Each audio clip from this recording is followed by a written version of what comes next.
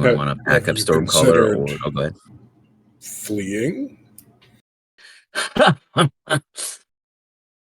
Yes, the towns have fled. I have a predicament where me accepting the man and being mayor for this town, I made an oath to hold this seat till my dying day. And I hope that I don't die anytime today, tomorrow, or the next week. Maybe in a few weeks if it keeps getting bad out there, but I hope we're not the next to go. If they follow an alphabetical sync, I chose the wrong town to represent.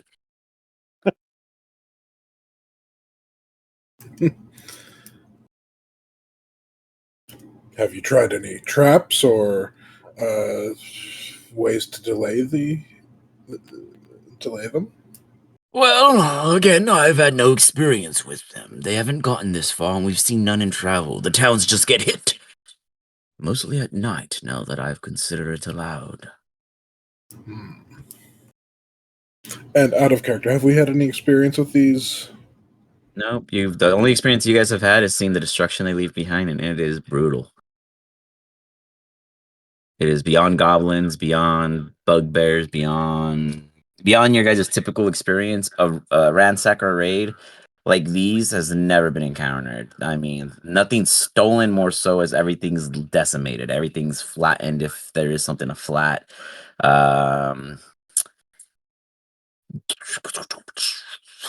You and Stormcaller both give me history checks real quick. Let's see if anything might have stuck with you guys in your passing of the previous two locations.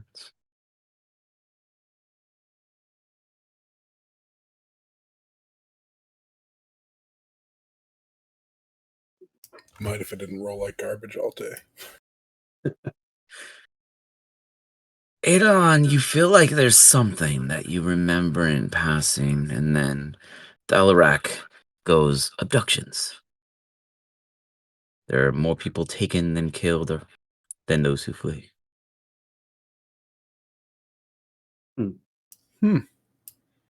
Might they still be alive?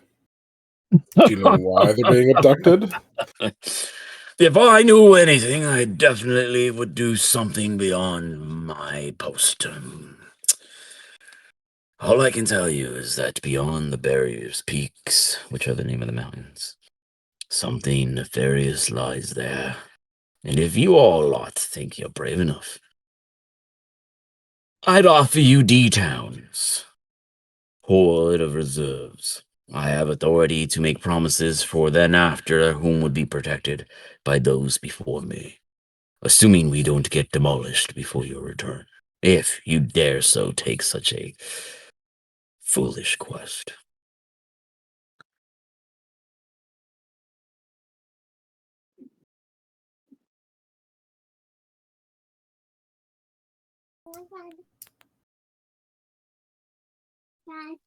I think I've done more foolish things.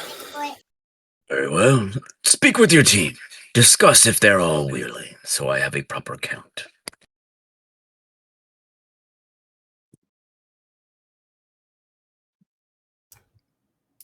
Is anybody opposed to trying to save the abducted people?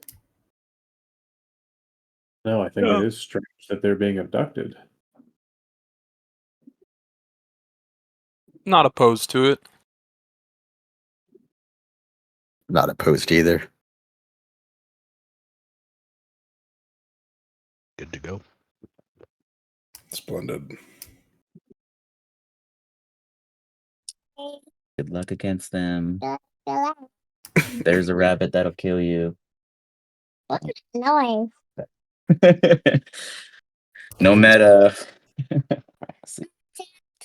Tell him what. Hold on. Luck don't die. That's Does good it have advice. big pointy teeth? Have big pointy teeth, Elijah? Does the enemy that they face have big pointy teeth? Big teeth? He's not sure. He Mm. too has not yet discovered them. I want you to come with me. After. I want you to come with me. After. Sorry about that. So, You guys all in consensus? You say you want to go on a foolish adventure and die trying? Yes. Absolutely. Let's do the killer.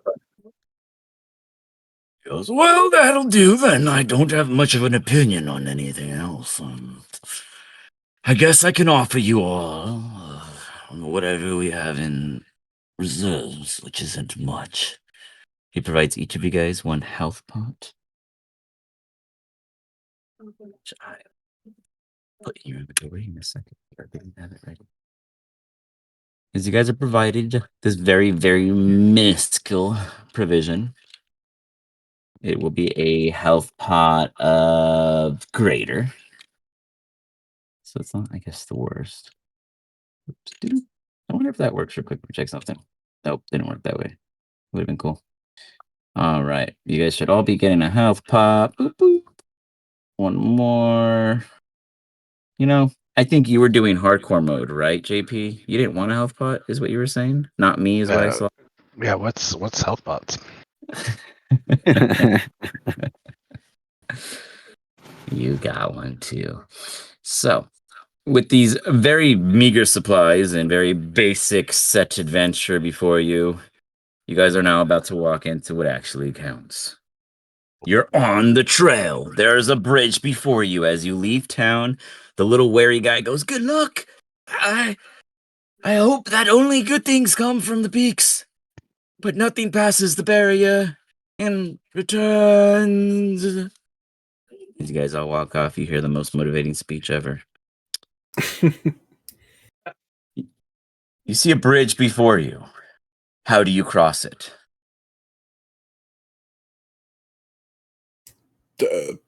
Behind this bug. Walking? Does it look rickety? It looks like it has been rampaged and trampaged and never upkept, but it works. Shifter begins to walk out, and you guys just hear his soft potted foot. I'm doing it. So far, seems like there's no issue at all. He's crossing the bridge. Look at that achievement. Cross the bridge. Doop. I did it. So he turns around. He It's safe, sees the guys. other two individuals cross. You guys hear a little. Everything does seem safe for the most part. Stormcaller trips a little. He stumbles forward, but catches his footing. Some of the planks are a little uneven. As you guys all pass the bridge, it collapses. But you're not going back that way. That was not my fault. But foregoing some of the unnecessary filler in between here and arriving at where we're trying to get, you guys pass through a very typical kind of animalisque wilderness. Nothing comes to face you guys as your Drake does a good job of keeping the little things at bay, and the rest of you guys looking mean enough for a wolf not to want to bother you with their very small pack. You guys see a massive hole as you walk through this chasm of a mountain line. And inside this hole is nothing but mere darkness. You see like a big rigid like crack. Here, I'll do a little picture for you.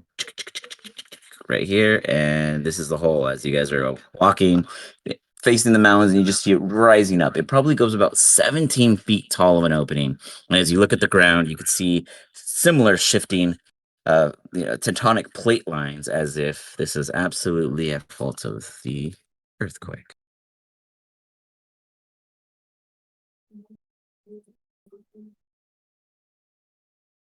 Don't get too close. The land may not be settled. You might fall in.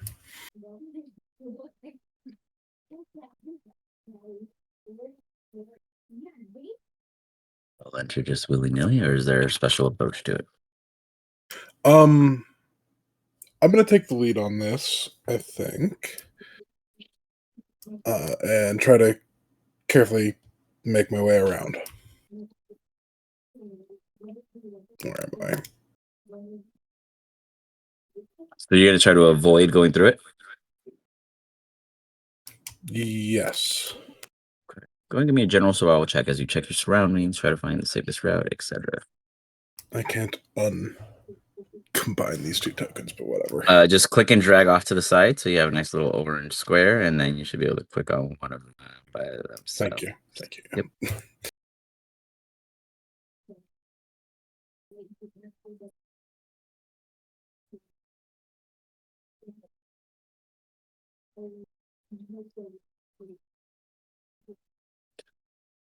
You get the sense that you're generally safe for yourself, yourself.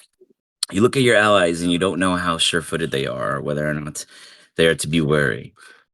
You point out what would be a simple way past and then through, as it looks like no matter what, it will bring you a little bit toward the inner being of this sector. As you do see a weird glistening kind of shine reaching you from further within this opening. And the shine is undescribable outside of the fact that it has some kind of metallic-like aspect. And it's probably 300 feet or more in. How would you share that with the group?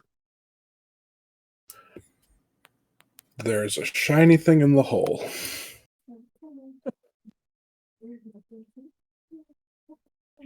Yeah, I thought that might get the kobold's attention. How far is it? About 300 feet. There's a simple slope that does lead further down into it. There is no like I jump in and I'm parachuting through. It is understandably visually a safe walk. Okay, then let's give it a shot. Cowabunga. Cowabunga indeed.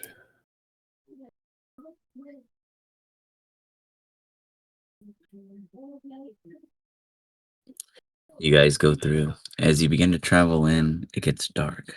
The cave is not your typical kind of ambiance. You begin to hear these weird tricklings and drips and other kind of noises that don't sound like water or a natural state. It almost sounds like a odd, heavy, free fluid of sorts. I would not even say it's slime at this immediate moment. The screen should go black for you guys, if I'm not mistaken. Yep.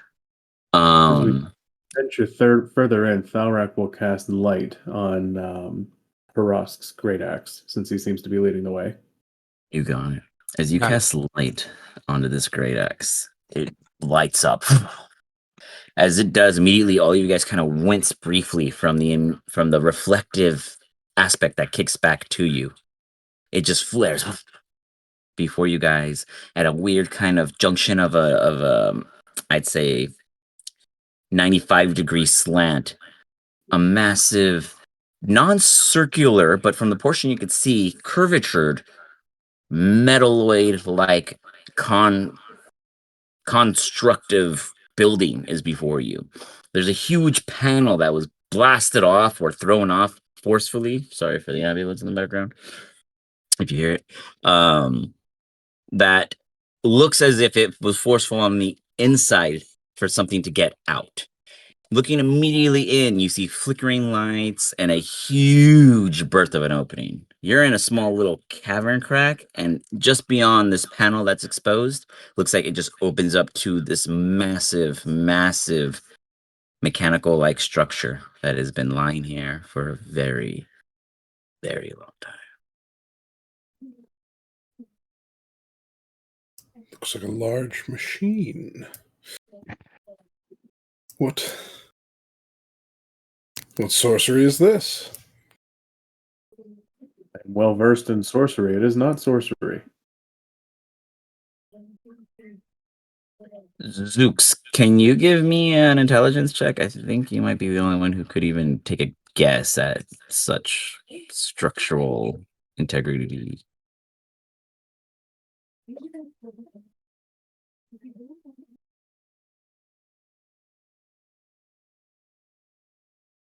It is ore. It's a big piece of ore to you. Like, I mean, I don't know how to give you anything on an 8. It I'll is. taste it. All right, you taste it. As you taste it, its age doesn't do itself justice because visually you guys understand that this thing must have been here for a long time. I mean, centuries maybe. But when you lick it, it tastes new.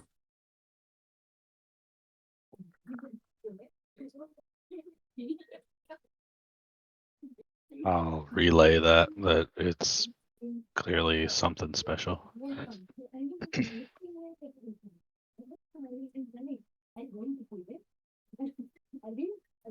Are we supposed to be able to see anything? Not yet. Okay. The next map is literally inside, so I'm just waiting for you guys to do that. Yeah. Oh, I'll just charge in. You I know charge no in fear. immediately, like Resident Evil's invisible lasers them into 24 million mini pieces of chunks for someone to pop into a stew. No, you charge right in. As you do, I'm creating a little team icon real quick so that I can put you guys on a map. I didn't have time to do all the maps. There's so many fucking rooms in these modules. It took me by Alright. surprise. Could I do an Arcana check since I now know it's weird? Sure, you can do an Arcana check since you know it's weird. Yeah, bad I do here. Woo. Bad, he says.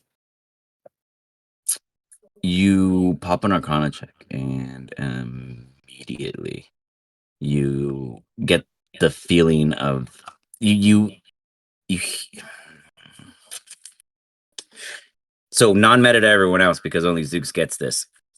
You hear this buzzing, almost like a white noise and like a lost line, like a kind of buzz happening as you pass through with the group. That sound disappears. It like buffs itself out and everything feels a bit more comfortable on your ears. And as you look around and the rest of you look around, you see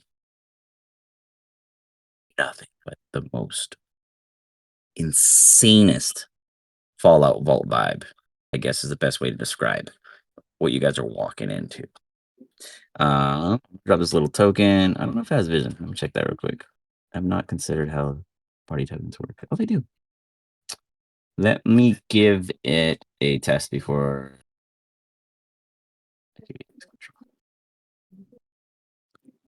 Perfect. You guys see that little token on the keyboard? That's an actual outside of the map thing. I just want to make sure. But you guys see this, right? Yeah. There you go. Now it glows Yep. a little. Okay. Perfect. You guys enter here. As you guys enter, let me give you guys a little bit more visual. Now, we're gonna have this. This is like the DM map because there's way too many things. So for you guys to tell me where you guys want to travel and things like that, just kind of say, hey, I want to head to S2, S1, that kind of thing, to help me understand what we're doing also. But to not spoil the entire map, just consider anything that has a wall you guys can't see, etc. You know, very common sense. You guys know how a map works. You guys only see what you're standing in the corridors that such of. So as you guys walk into here, you see a ton of compartments and doors and structural integrity to this place. It's very, very what? You guys just passed bricks and stones and thatch roofs and a bridge made out of really bad wood, and this place is pure pristine metal and just futuristic in every possible way. There's weird kind of glistening glows here and there. There's flickering lights off in the distance. The immediate location you guys are at does have like a little kind of a little bit of light that's provided to the immediate entry, but otherwise is considered dark the rest of the way through at this time. So actually, here's what I'll do. I'll give you guys a dark vision on the team icon. So whatever's not in light isn't in color. You see that? Dang. Like Can I that. ask a question? Yes, sir. What does the blue and purple mean on the doors? You have no fucking clue because you guys are colorblind and don't know that the colors are there on the doors. Okay. At But least not light yet. on the- We have Say light, it again. and I don't have dark vision. So yeah, there's a little light right here now. So as you guys see, if you click on the group icon right here, you'll see that it grays out anything that's outside of an actual light source. Now you do have light on your person, or technically with your group. So I'll actually add a little light on the token too. What's the range of the light? 2040? Look here real quick.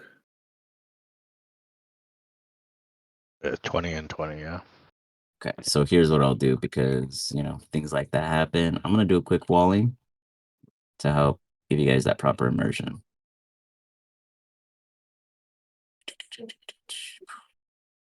So something like that. Starting to look more blocked off, right? Yep. Yep. Beautiful.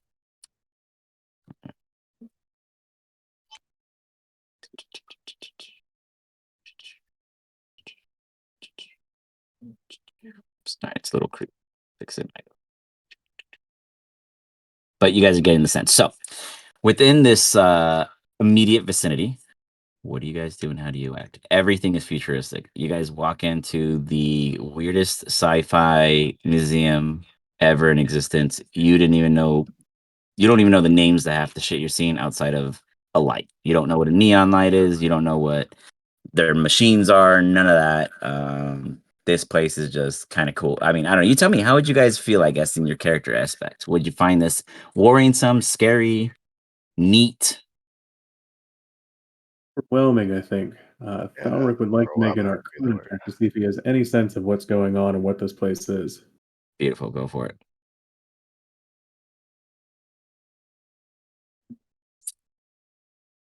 You still yourself.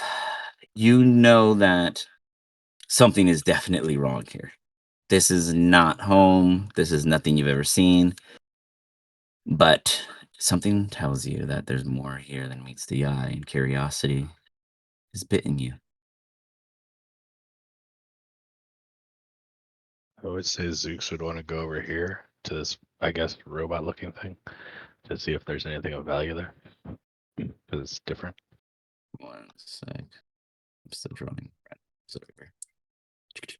I'm just trying to follow the outline real fast so that at least the hallways make sense. Boop, ba-doop, ba-doop.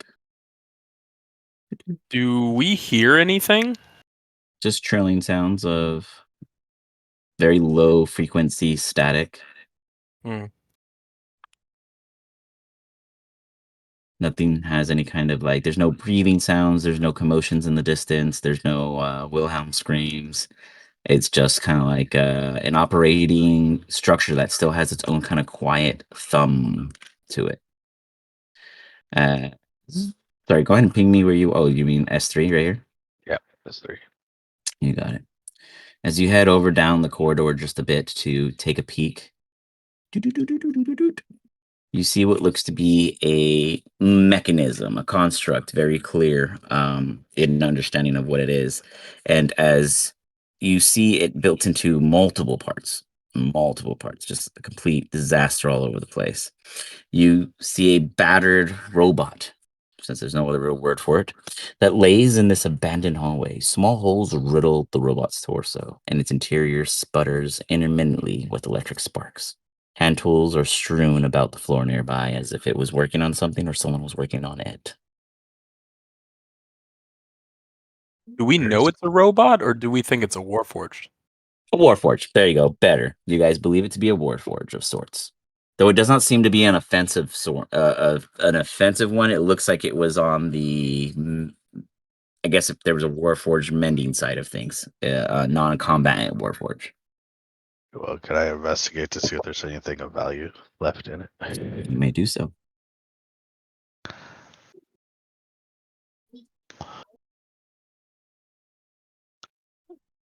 As you, I don't even got to squat. As you put your hands along it and run your hands along the holes that have riddled its body, you realize that whatever blew through this thing was intensely hot.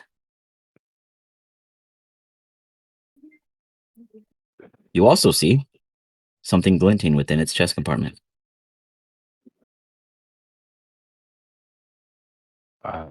Grab it. Give you a sleight of hand check as you see the sparks from the wire still kind of flailing off.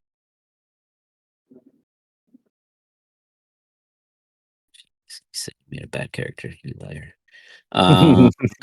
You stick your hand inside. I said I nerfed my character. I didn't say I Yeah, made that's not a bad character. nerf. 20s are not nerfs. You stick your hand in with ease, and everyone might tense themselves as they just see this little kobold willy nilly, no fucks given, reach in and pull out easily a little scoop full of gems worth 50 gold pieces each. So you have 5 gems. You pull out 5 gems. How odd. Zooks is excited. Does Now, this have a giant first hole? overwhelmed, now excited. What was that for you guys? What did you say? So does this have like a giant hole through it, like something It has blasted? multiple holes, like it was doing the Matrix and failed. Being well versed in lightning and electricity, does it look like it's scorch marks from electricity or something different? It looks like something formidable, I would say. You're not 100% sure if it's electric current, but whatever it is can meet the same intensity of what you understand to be capable. Okay, I'll share then that this does not seem to be caused by any sort of electricity or power that I am familiar with.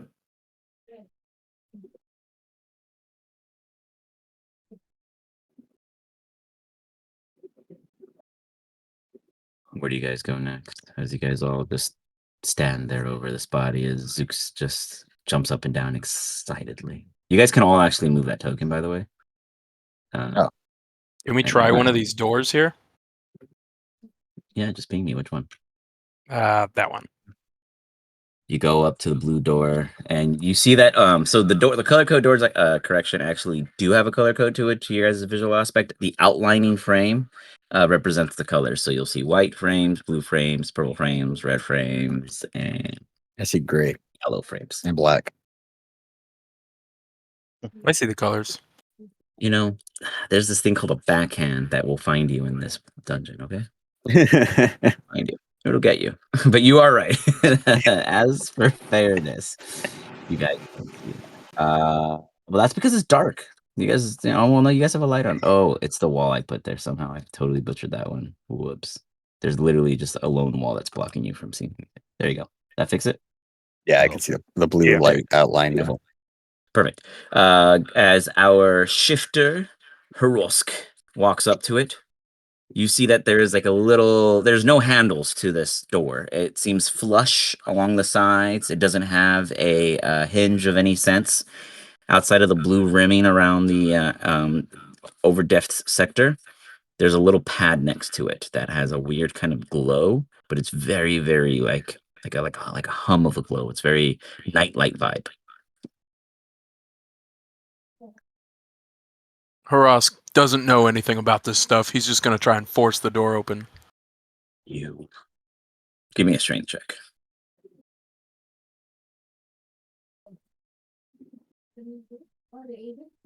Shove yourself at this door, and you guys all watch this large shifter just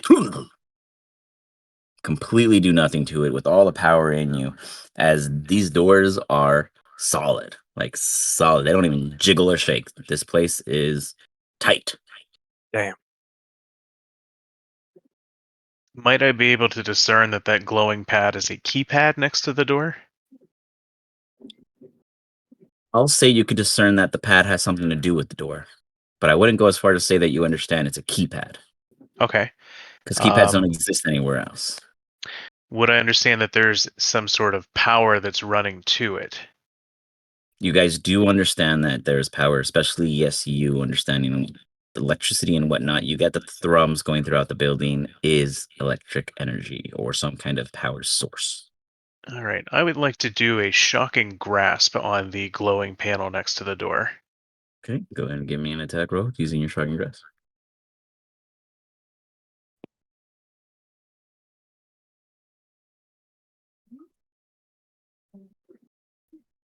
You touch it, you see the entire like panel just blank. It's like it does like one of those TV little, and then you see the door slide down. All right. Can you roll me a D12, please? Sure.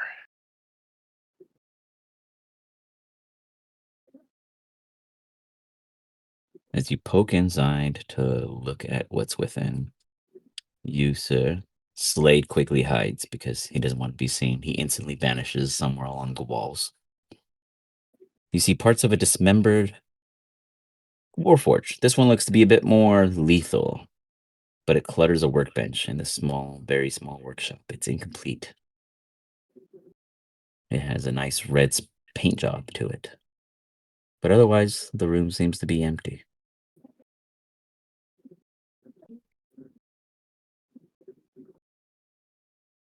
Thalric will look at the tiny kobold and Say, you think there's gems in that one too? I will go look. You poke your head in, and you see that this robot is in complete disarray. It's not completely put together. There is nothing within its chest. There's actually gems missing, to your understanding of how these robots work so far. It looks as if the parts that were here correlate to the parts in which you found the distraught other body in the corridor. These are the parts that are missing. Yes, because when you found S3, you also found a toolkit like it was repairing something or someone was repairing it. It looks now as you Oh, put the so two like together maybe that this one of is the like bots was a fixing the other bot. working bot. Got it. Yeah, there you go. You guys have now identified what a worker bot and what a combat bot looks like in differences. There is a more threatening one and more of a porter one. I We'll go do with. not have tinkerer tools, so I can't do shit. All right, so the red paint is a good indicator.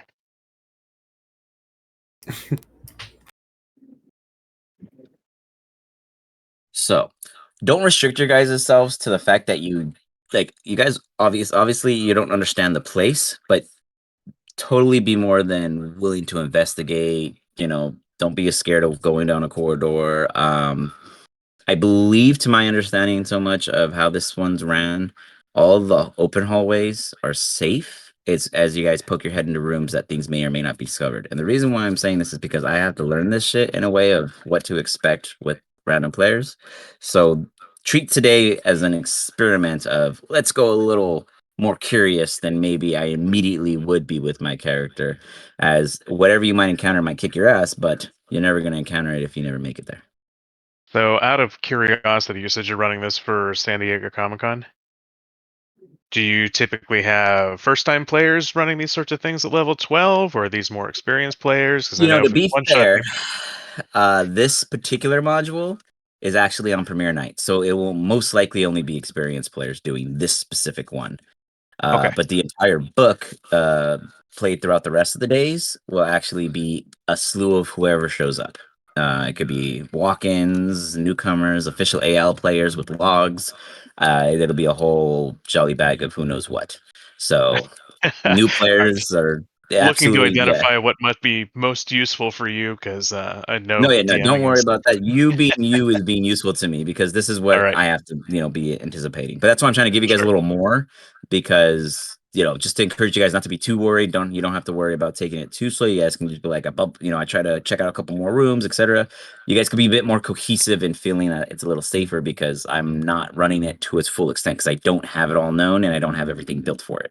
So we're really kind of just going with it, and I'm trying to gauge how far we get to understand how far I might actually get with the other people. Then I'll open up S6. Here's a try to. question: can we break Go for it. apart from the group? You guys can and totally split the party if stealth you wish around? to. If you wish, I can go ahead and drop all your tokens, Yeah, and you guys I'll can stealth be around. individual casualties or problems for each other. Oh yeah. See, this is more my gameplay. So, Okay, bye. one sec. You guys should all have You vision. you Okay. like when I play myself, man. I I love it. disappear by myself. All All Here's the what time. I will say is if any encounter is discovered, you will always have an opportunity to recall the entire team to you instead of me throwing you in on your own, because I highly doubt anyone would ever split the party purposefully walking into something like this, because I bet people are going to try to read this before next week and meta it for the best rewards. Let's be real, because it's a prize run for this one, and then for the Lost Caves, it's also another. Like they legit have a scoring card. Like I Oh, can Oh, give you an entire really? score That's of what you cool. discover, insane. what you get, what you don't get. It's a full tournament thing. It's interesting. Oh, wow. Is it going to be So I mean, there's streamed people at that all? probably played this back in the day, right? I mean, people who play this back in the day are gonna get a eye opener because I read all the old ones, and they're spot on to the story. They're spot on to the stuff you see, but it's absolutely amplified in difficulty. Like it was already hard back then, but I can only Yeah. imagine 5e players are not used to this kind of bullshit. No, Like for sure. Which For sure. edition yeah, is like this from? this is beyond your normal 5e combat. Like the moment you guys get into a fight, it's gonna be I just looking at the stuff they could do, I'm like, that's an ass kicking. Like everything is in groups of 8+. It's always an outnumbered, not just this module. The entire book is beautiful. It says it's for like, 1 to 9 players on almost most of them, or level 9 or somewhere around there. This thing is a great book. All the old adventures are badass. They were dark back then, man. They didn't give two fucks about you surviving. This shit was meant to kill people. Which edition is this from? This one is from 1986 or 87, and I believe it is Second edition, advanced. then maybe. I think it's advanced. Actually, it'll tell me right here. It was advanced D&D. Nice. So you guys are getting a good one. Actually, this was 1981 for this one. Yeah, so that's first edition. Yeah. So there you go. Getting some real rock. That's where I started. So with that knowledge, I guess a couple more things I want to give you guys an understanding is this place, only because I'm trying to also figure out how to describe it in a scenario for adventurers who wouldn't really know.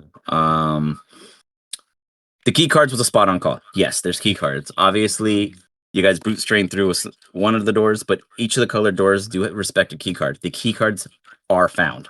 So discovery is key to finding them. And that's, I guess, the trickiest thing when literally this map alone, just the first level, has about 50 rooms.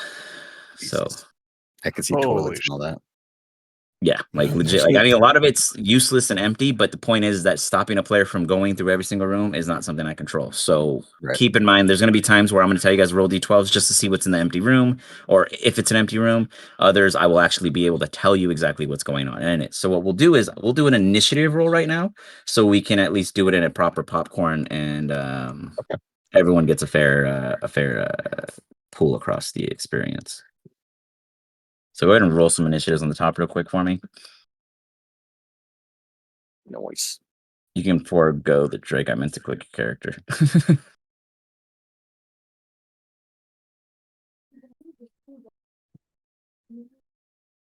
Krekus I don't on the know, very top Bob. of the screen. I like Foundry. I'm rolling well. I don't see initiative. Oh, there It's it on the is. very top. You can click the little dice on the very top if you don't go through a character sheet on the actual platform.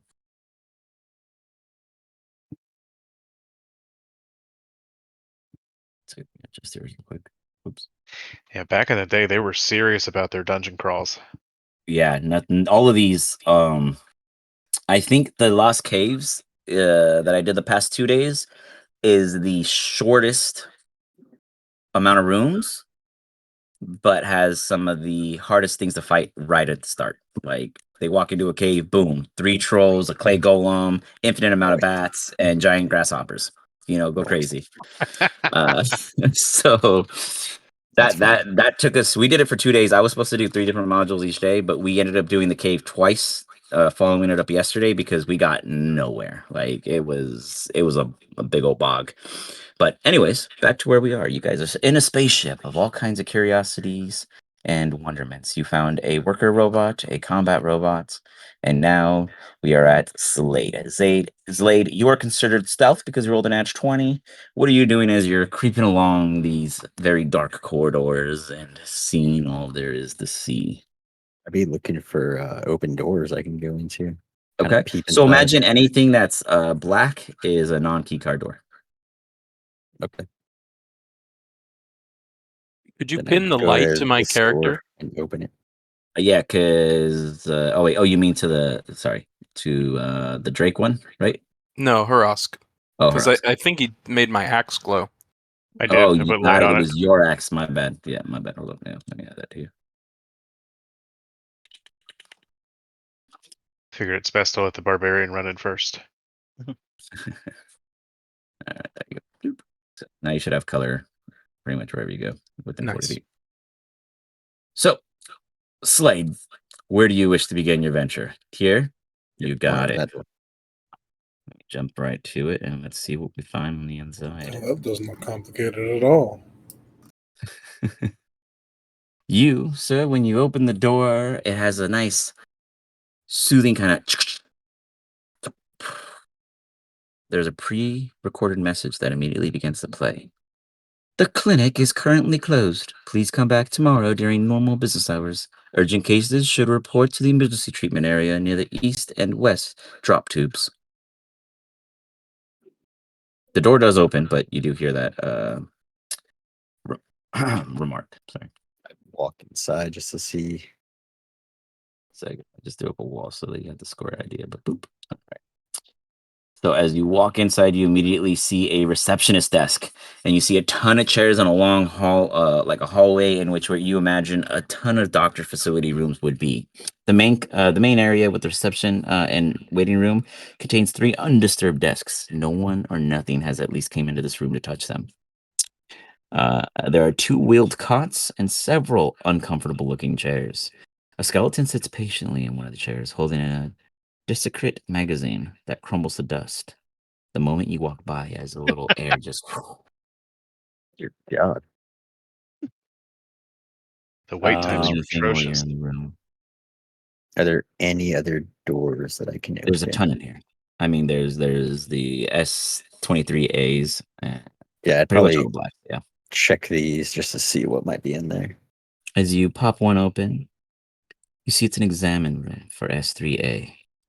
You notice that the 2 rooms immediately are both the same. Each one contains an examining table and a couple of chairs. The workspace is definitely meant for medical professionals. This does not look like it's meant for constructs in any way. Everything here looks as if it was meant for a humanoid or a flesh-like being.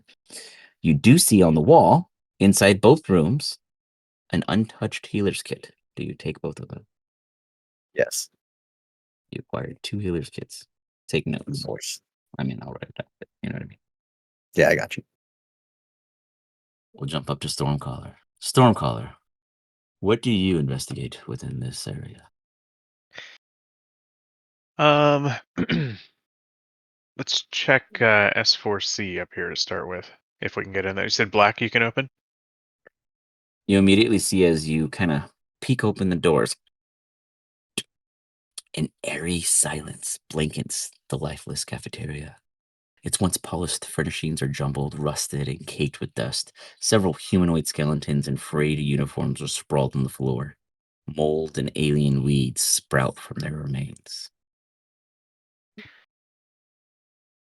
Okay. Does it look like they died in some sort of a struggle or some sort of an accident? Was it fast? Maybe I'll get any details on that. Let's check, see what you just. I just realized you have no vision. Fix that for you.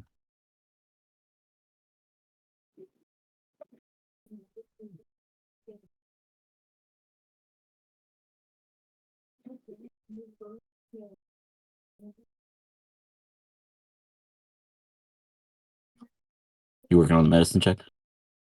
Oh, sorry, I didn't hear what the roll. Oh, no worries. Here we go. Beautiful. You can tell that this growth happening within these people did not just happen with them alive. They were dead before this occurred. Okay. Nothing slayed them, nothing killed them, nothing through their bodies. It looks as if they all kind of collapsed almost systematically. Alrighty. You- So keep going. yeah, that was a short one. Sure. You want to? All right. Would you go in there and go further? Yeah, I guess. Yeah, there we Yeah. go. And I'll check this S5 up here now. Immediately, you see a kitchen. The floor of the futuristic kitchen is stained with grimy outlines of equipment removed from the area. Bare counters line the walls, and a few metallic trays are scattered about. Along one wall are several metal boxes, each of which have a tinted glass door and a dial. Toward the back of the room, a square chute opens into a small bin. Besides it is a panel fitted with a thin, card-shaped slot and 6 glass buttons numbered from 1 to 6. I'll try the shocking grasp again. It worked last time. Put your hand on it and try to shocking grasp it. Go ahead and give me another attack. You give it a little shock. You see this what now is clear to you, some kind of construct. I mean, everything will be considered a construct, I guess, for you guys. But it's basically like a machine of, unbeknownst to you, immediately options. Roll me a d6 as you see the electric current go through, and the machine kind of. You see it open up like a panel, and oh man, this is fun. Hold on, I have to read what happens. What does this do? No problem. Beautiful. You just see this compartment open up and out shoots this kind of round-like object. It has a top to it that is delatched would be the proper word. And you feel the immediate instant of a threat. Give me a dexterity saving throw as this small, round, circular-like object flings in your direction from the machine.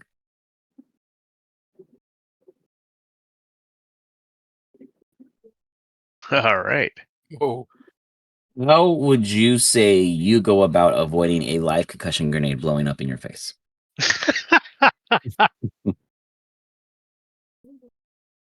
um, tuck and roll into the corner of the room. Quickly just pull your body aside. You don't like anything that gets ejected from anything, and you take half of 19 points of explosive damage as you guys all hear just this massive off toward the, what is that, northwest of all of your guys' locations. That's a hell of a cafeteria. Stormcall, we're gonna leave you right there for a second to catch your wits. Perusk, which do you dare venture to? I'm gonna try looking in these S22 rooms. Okay. That's S22s. We got A's. Okay. There's like a gazillion different ones. Awesome. Give me a. Okay. This is interesting because I didn't actually read this part. You poke your head into this room and you see an immediate colony of literally what was described to you by the wary ones at the small little settlement. They look like vegetables. You see weird shallot-looking creatures with small, veiny-looking legs and arms, taking care of one another. It's like a little colony of sorts. They have this violet tone to them. They all have this nice, gorgeous violet growth that grows along their little kind of flimsy hairs and what have you. They all stop and they stare at you in this weird silence. If you guys have ever played Abe's Odyssey, imagine that, but with a bit of a vegetable look to it and smaller. Actually, no, they're not. Well, these ones are small. Okay, I'm telling you, they're small, but technically, I think they're actually tall. They're kind of they range, but you do see what looks to be a. I'm trying to see if they describe them any further. No, but you do see something else in there. The creatures seem to be raising bestial quadruple pedal predators of sorts. They're like little spiky looking dogs, I guess would be the best description I can give you. And that's all you kind of see. They look at you, but they don't interact with you immediately. They seem to be indifferent to your presence. Okay, I'm gonna go ahead and close that door again. As you close that door, you hear like a little discussion as you close it, and you don't know the language. Ignored. Leaving. You got it. You head north to the massive concussion sound in which you heard disrupt your focus. Zooks, you are still near your first discoveries, and you are choosing S6. Yes, sir. You got it. 3 intimidating robots. Sort smooth, featureless devices the size of apples into metal crates on a workbench. While a fourth, less threatening robot repairs several wrecked machines in the room. Immediately, when you poke your head in, oh, sorry, I guess I could move you in there. It's not like there's too much to see. But immediately, when you poke your head in, all the robots notice you. Then they go back to their work. Going about what it is they do.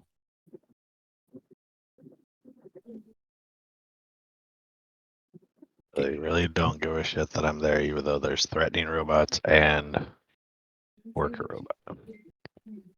They are doing another task at this time.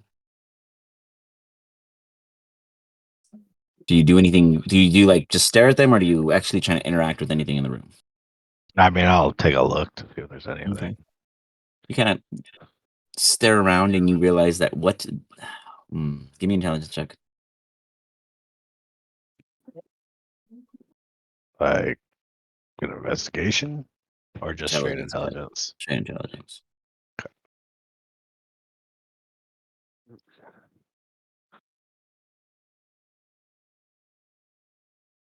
Zooks, as a kobold, these look like explosive devices that they are sorting.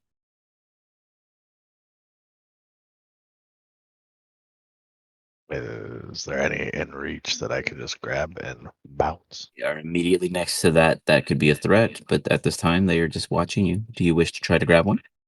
Nope. Do you stay in the room? No, I'll cast this and then run towards the explosion. Okay. I can't leave. So You got it. As you go to leave, you shut notice the something door. Oh, as okay. you step as you make a step on the floor and you take off. And then you look back real quick to take in the information that you just catch at the end.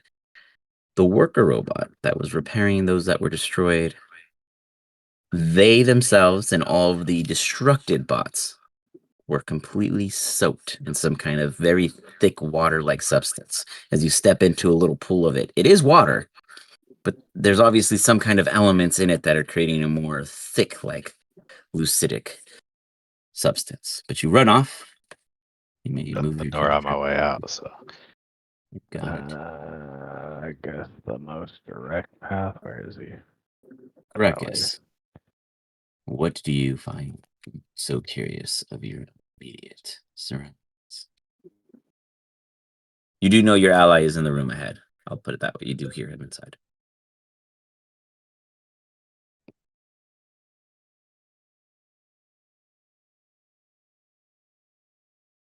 Rekus, you there? Oh, sorry. Oh, good. I would check out S10. Okay.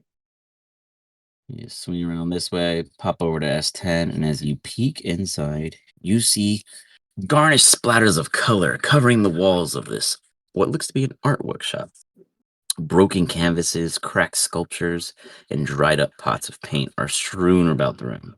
Two paint-covered frog-like bipedals with gray hides and gnarly claws gleefully tear into the pigment tubes, smearing the walls with vibrant and abstract splotches.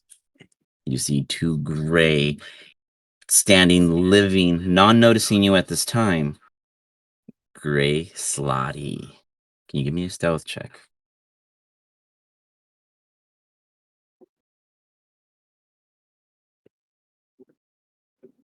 As you stay quiet enough for them not to immediately notice you entering, you hear them speaking out to each other. That's ugly! That's not ugly! Mine is full of vibrant colors! Look at this additional plume I put. He throws his little hand paint up. The other one slaps his hand away. You are messing up our mural! How can we tell the story of our release if you ruin it? They both hear a little creak from you just generally being present, and they both stop. They kind of do a quick over their shoulder with a bit of peripheral, and they don't notice you at this time. They do seem to be tensing in their hands and quick to be aggressive if they were to see you. Do you stay inside? Do you look around for anything while hidden, or do you leave? I'll look around a little bit while hidden. Okay. As you sneak about, you see a bust of a very important looking individual. No one you know or representing any kind of religion, but they have a top hat with a big old star on it, and on their chest you see a CPT period of what would have been a name tag. The bust is destroyed in the backhand side, and the highs are hollow from the actual bust out from what you see as is. Do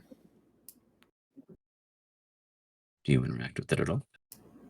Yeah, does it look like a military uniform? It looks like one could consider such that way. It definitely seems of status. Mm-hmm. Leadership at the very least. You see, as you do like a quick little 360 around the bust, that on the back end that is busted open, 2 garnets in which where the eyes would have been present above have fallen into its hollow base and are present for taking. I will take them. They are very finely cut and look like they fetch a high value. And that's 2 topaz. Anything else, or do you flee that room?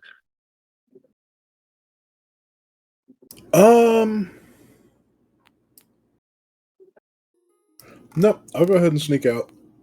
You got it. You poke back out, preventing any initial contact with what could be or could have been a conflict. They seemed hostile. Have we checked out S4A? We have not yet. Do you want to take a peek down there real quick? Sure. Which way do you want to approach it? From the bottom or from the east? This side, I figured. I think I walled it off, so I'm just dragging you into it. You walk into what looks to be another set of dining rooms. A long, shattered skylight in the ceiling of this room is open, and you see the barrier's peak. You can actually see the outside of the mountains, as if this part of the ship is exposed beyond where it is you actually entered. The room contains nothing of immediate value from what you see. Before you leave that room and you're safe there, Slade, what are you doing? I think Slade would probably be heading off in the direction of the explosion, but sneaking cautiously, obviously. You poke this way and you run into Zook. Did you hear that? Yes. I'm gonna go check it out. I'd start heading off in that direction. All right. I'll just have you and Zook go together. As you and Zook arrive and find Stormcaller probably standing up and brushing themselves off, you absolutely see that an explosion occurred here. What happened? Well, I tried to add some extra power to this little thingamajig on the wall, and it shot an explosive at me. Should be careful. It was unlike anything I've ever seen before. It was metal, but it exploded like a fireball. We should probably leave this area then. Zook, the machine he points at has 5 unpressed buttons. Press more buttons. I will step back out of the room. I would too. E6.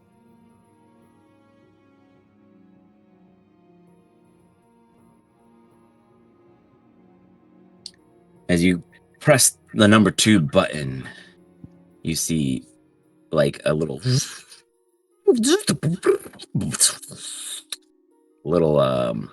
platform rises and exerts out a plate with a moldy egg salad sandwich. Gross. That is 100% less volatile than what I got. Maybe Do you not if take you. it or ignore it? Oh, go ahead. What do you do with the Zook? I'll put it in my bag.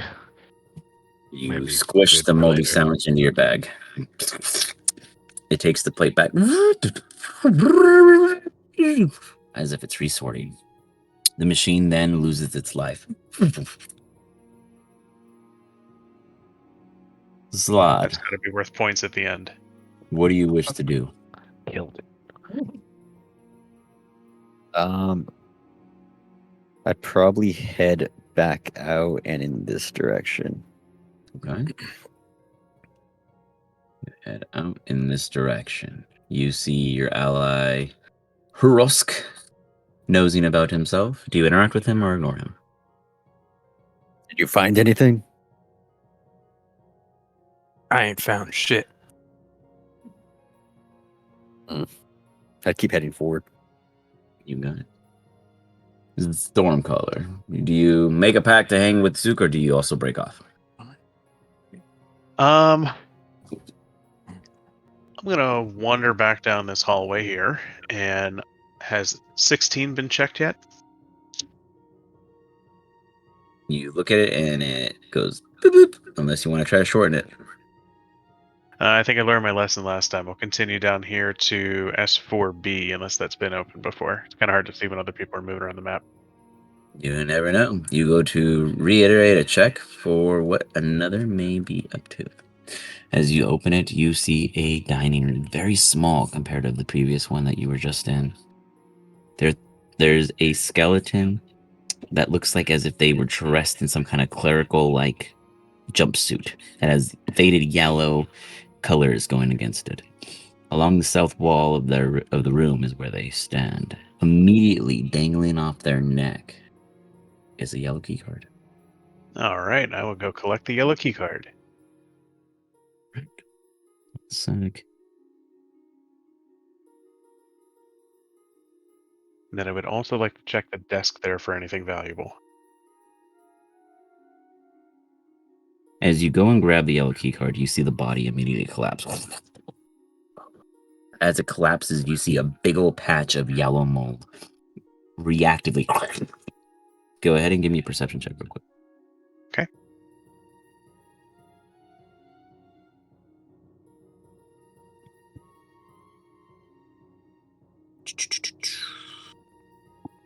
You don't notice it immediately.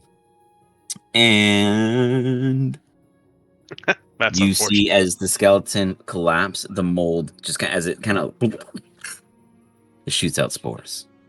Can you give me a Constitution saving throw?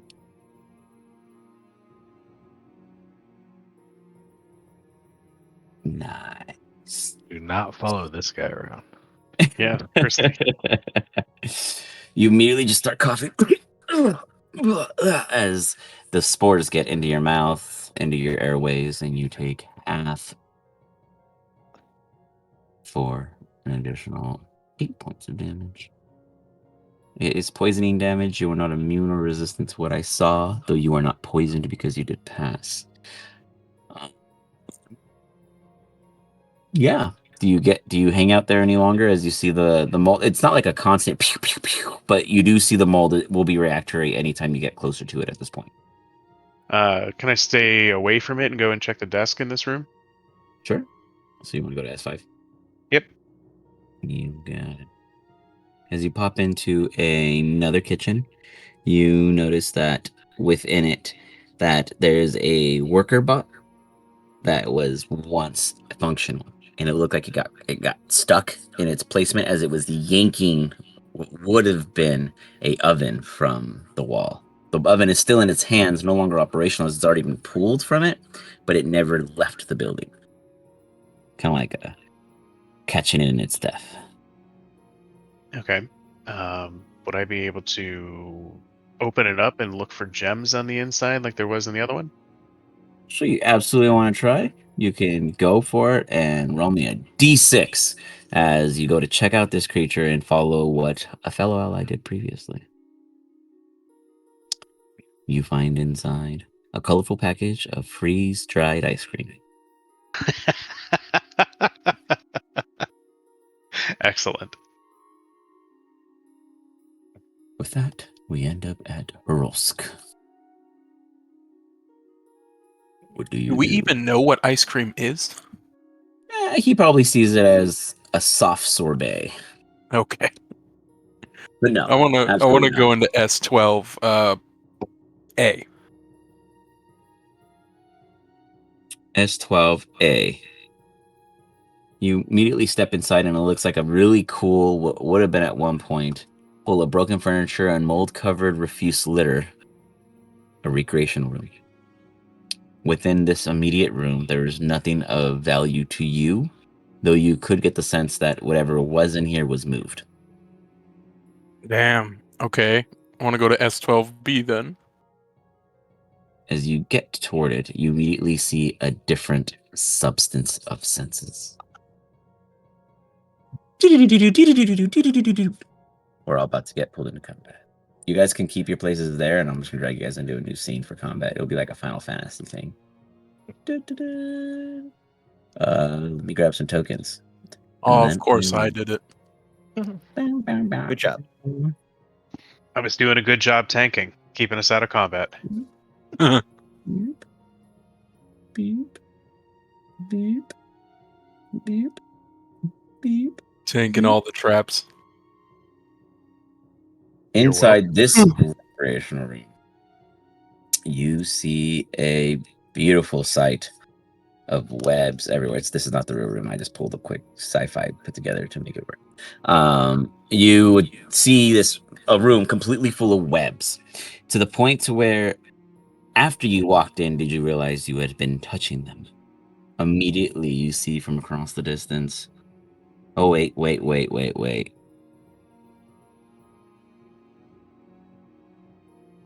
Give me a con check, as you're the first to step in.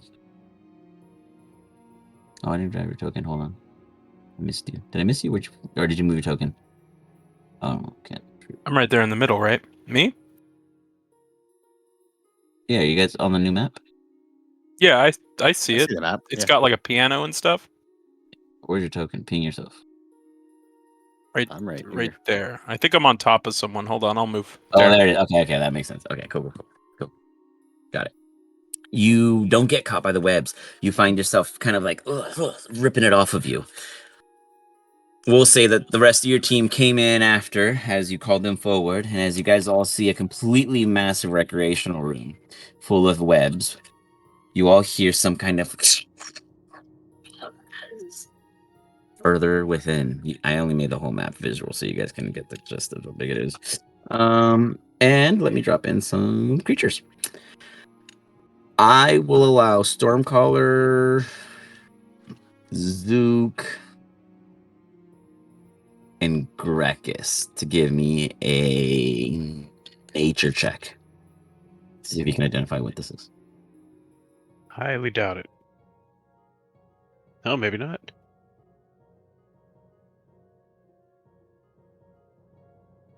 Wow. All three of you guys know that this is a phase spider's home.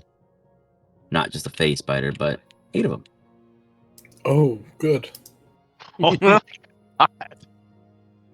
See what I'm saying, guys? I don't make this shit up. Literally, this web-covered room is the nest of 8 phase spiders. Pain. Like what? You know, and they're like, the Just spiders phase will spiders, attack any just phase creature. You know, spiders, like. yeah, just phase spiders. Are the webs flammable? I mean, I don't know.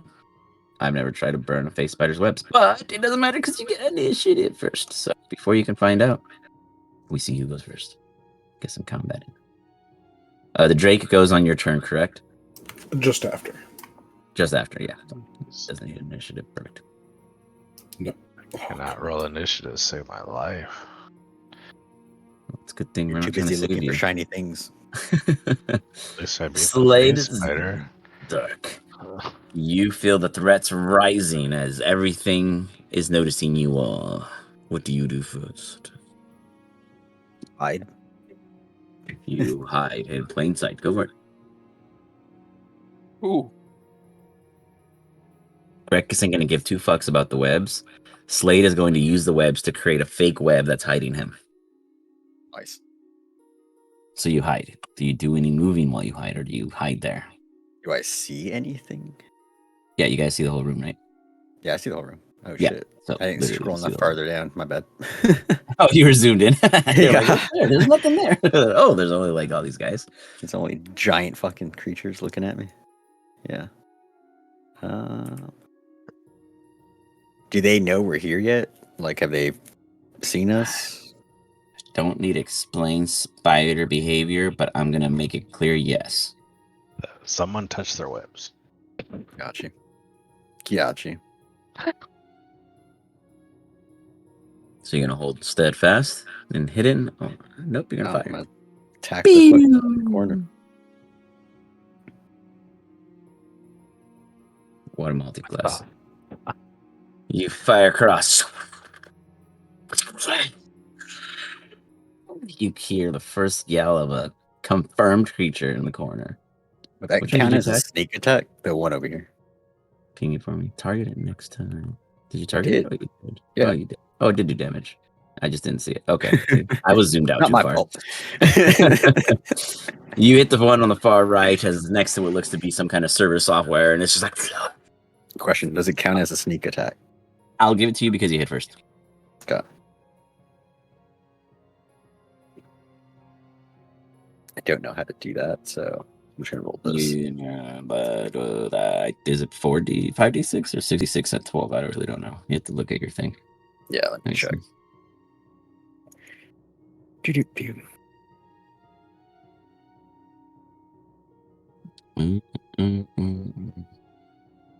Well, your thing is absolutely wrong.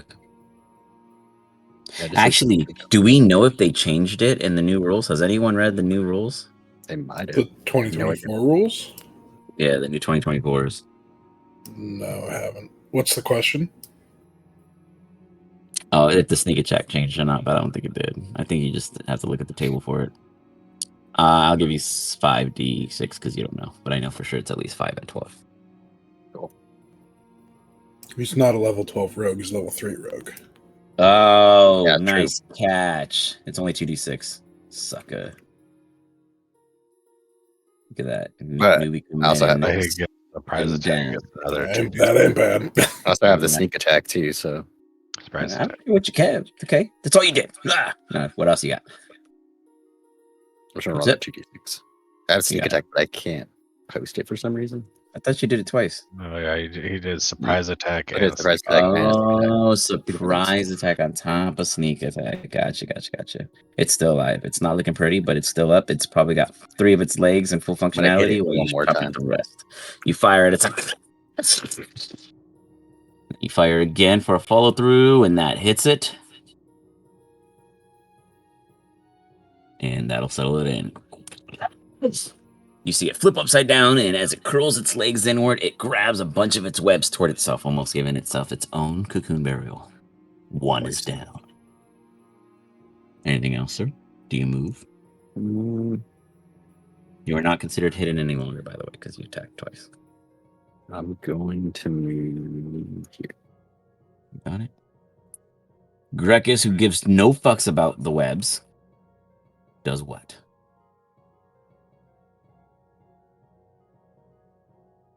Measure some shit, 1 second. Yeah, actually, that make the room smaller real quick. It's a little easier.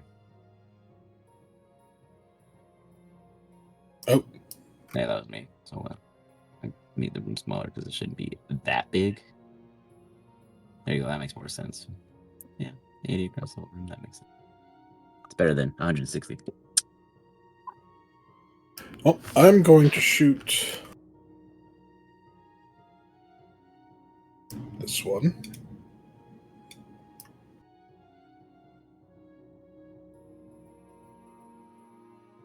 Got it. Sorry, I'm still trying to figure out how to use this. No, no worries. I am going to use sharpshooter. Nice. -5, right? Yep. And I should have it programmed in there right, I hope. Nice. Yep, Nice. there's the Now, -5. for somebody who hasn't done Foundry, you definitely seem to get it. I have a lot of practice with Roll20. I've never done it, but I'm glad that you know something, because I don't know Roll20 for the life of me. Ooh, 24 absolutely makes contact. I broke the damage, so I'll have to... You can manually roll to get past it. Say 1d8 plus...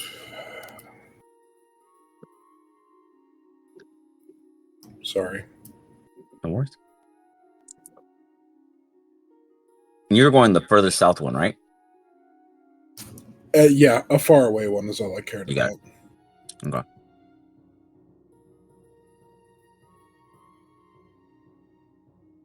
Zook, you see that one snack has been made. There are 7 more snacks that are required for your stomach to be excited, as face spider eating is nothing new to a kobold that finds them dead already. Also, Grekus, if you run into problems, you could just use the bottom dice tray to emulate it manually. Oof. Plus 10 to that.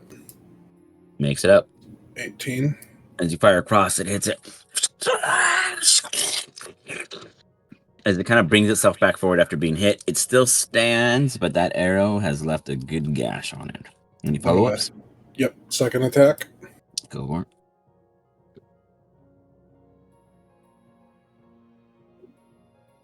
Absolutely makes contact.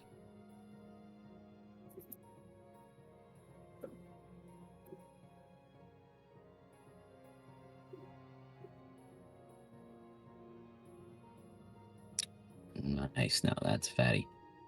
As you hit this one, and immediately you get the second one perfectly through 6 of its 8 eyes. Taking it all the way down to nothing. That's 2 down. And then as a bonus action, I'm gonna command my beast or my Drake. Drake. His move speed is 40.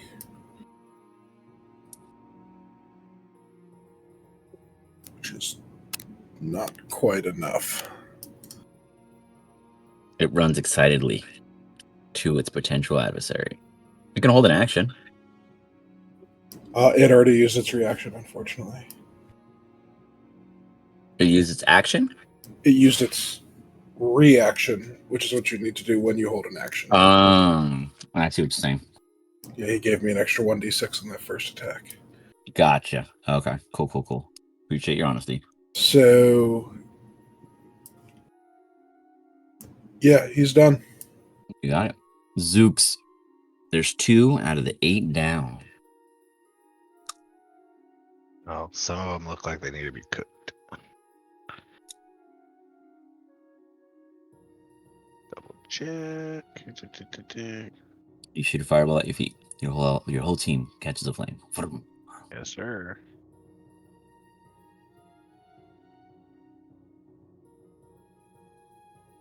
You were there for the Rime of Frost Maiden, right? Yes, where I got friggin' Oh my god. Yeah. zapped a million times as a cleric. Like, a healing cleric, too. I loved his character, but that was the funniest shit. Like, I was like, he's dedicated. And I'm not gonna stop him. All right. You absolutely hit all 3 of those bad boys for 33 points of damage. Instantaneously just noise. The whole area on that corner is in flames. The whole room heats up. Everyone but Zook begins to get a little bit of sweat. Anything else, Zook? Be safe. I'm going to. I'll make your life hell. Yes. My blade song.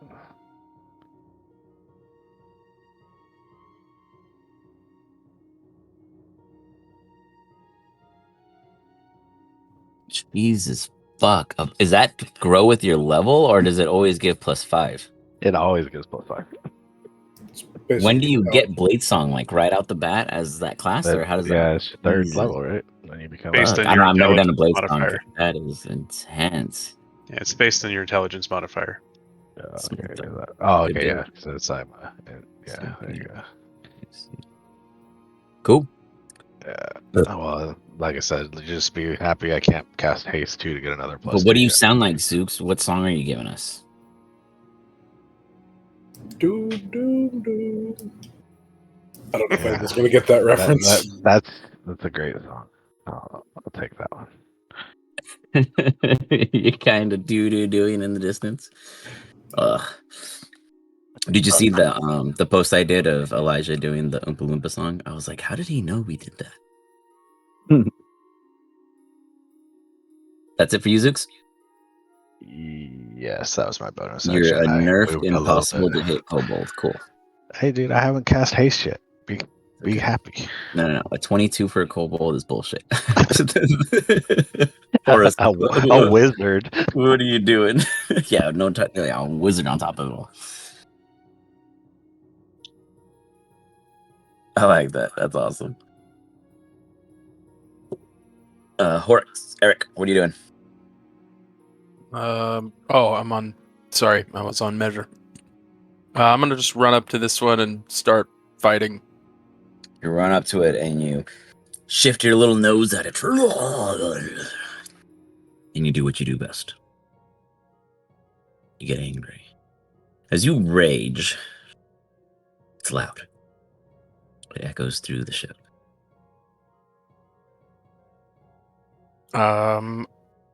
Sorry, I'm having trouble reading all these. I'm going to use reckless. I like that one. It means I get advantage, you get advantage, we all get advantage. It's really good, trust me, you'll be fine.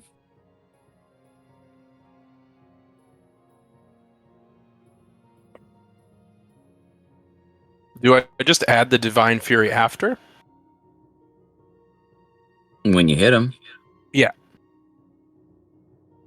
And what the I fuck is plus floor? What is this verbiage? What? Plus the floor? That's a new one. Foundry getting crazy on me. Go ahead. Looks like a I've never typo. seen plus floor. Have you seen that before, JP? No. I've never seen it. That is a new one on me. Yeah, like 26 plus floor. That's great. That's a lot of floor, so yeah. that's a lot of damage, sir. You absolutely slice 3 legs of this face spider. Give me some damage. Oh, that's Nice. beautiful. Open up with max, doing a full 15. Just It wasn't max. it wasn't? Oh, look It good. was 10 on a It was a D12. D12. You're right. Hey, it was pretty high. That's pretty hot. It was pretty good though. Do follow up with was that the furry, the 10? Nice. yeah. Got it. It is just hanging on. It got like 2 of its main legs in its bite if you don't kill it.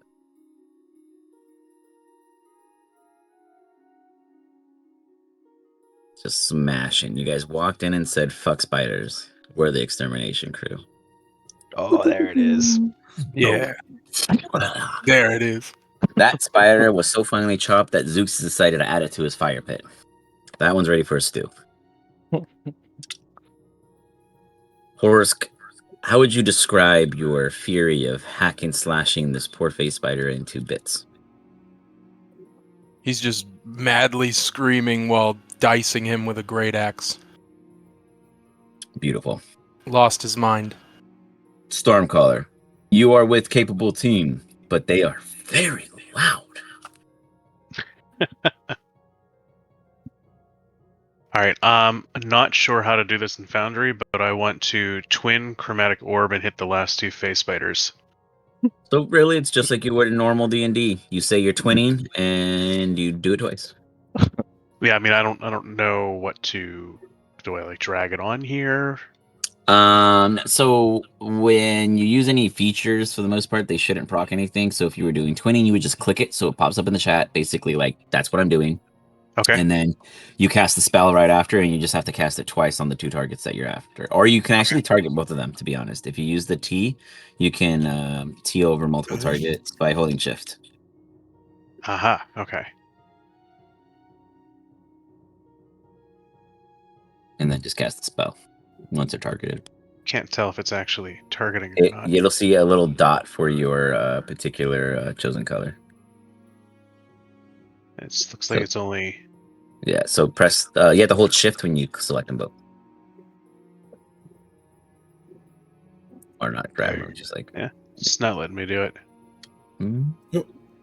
Are you guys able to shift collect to anyone else, or no? Or is it just me? Am I tripping? No, you can if you hold I'm shift able to down. do You it, hit yeah. T. Hold shift Yeah. and just You drag gotta across point them. at both Yeah. of them. Or dragon cross. Yeah, I guess for you guys for targeting, it would be different. For me, I have to hit T because otherwise I move you guys. Yeah, these ones are not highlighting. The other ones all were, but these 2 are not. Here's what I'll do. I'll move them closer. You're Maybe there's a- blue, right? Like a light blue, yeah. I think you're highlighting them. No? Yeah, I see yellow dots now, and then I don't see any. Oh. No, it's not. I saw blue earlier. Yellow is me. I You know guys see that, it? but we Yeah. saw 2 blue at one point. Yeah, well, It's whatever. okay. I You don't can want start with one. There you go. and No, then it was I can- there, and you undid it. That might be me There you because I'm go. doing it. Oh, you're also blue? Oh. I guess I'm blue. Yeah. Yeah, I am. There's 2 green, 2 blue, yellow, and the light blue. No worries. You can just click one, and I'll apply to both. No, I get it. We know what you're doing. Or yeah, if you hit T and you slide across, you target both too. And it'll actually put arrows around. There, them. now it's Oh. doing it. No, that's not my blue. Alright. But that's fine. I'll just That's cast not- Chromatic Orb. no. All right, and that's a range attack, right? Yes. All right. So go ahead and do your spell count. There you're on it. You got it. That still hits as you twin. You see two things just split. What element? Electricity. Electricity. Lightning. You got it. As you fire it out, you see both of them as they spaz and begin to struggle. Ooh, low. Garbo. That is a So you do garbage roll. 12 total as you hit them both, and they're just like they get this kind of electric surge going through them briefly, leaving a bit of static across them. Sounds good. Anything else? Oh, look, now it's working. No? Nice. That was me. Oh, Okay. That was cool. But that's what you do to them, and then do you move, reposition, or bonus action? No, I'm not going to bonus action. Actually, can't even select my own character now, so I don't know if I click something weird or. on the Make top sure you have left. the rectangle selected or square. Yeah, selected on the top left side, do you have the bracket? I one had the selected? measuring tool. That's what I That was explains doing. That's everything. what does it. Foundry noob. That's Okay. all right. They still do it. Don't worry. They always Yeah, do it. even people who He use does it all the Foundry. I'm like, why can't I move? Oh, Oh, good. Yeah, I'm gonna reposition over here, All right. and I'm gonna use a bonus action to cast a healing word on myself because I have taken a lot of damage from You got it. grenades. You cannot. Yeah, it's a bonus action. Oh, You that's still right. You're right. I cannot. No, I twin spelled. can. Twin spell Oh, is no. a special. You cast a leveled spell. I'm not quickening. This is a bonus action. Right? That's what you did with the bonus, or because the spell no, is it's- Oh yeah. So I guess to be Oh, fair, you per wanna do a rule can- books, there's right. alternate rules on casting. But if it's a cantrip, I usually allow it. But it is a level 1 spell that you were trying to do. Yep. Nope. You're good. Yeah, you're right. Good call, man. Look at that. We got the new guys coming in with the proper rule. Yeah, lawyer. he's He my hasn't had to rules do lawyer at my nothing. table in real life. Oh, okay, cool. You guys are together. Yeah. Oh, perfect. Awesome. That's sweet.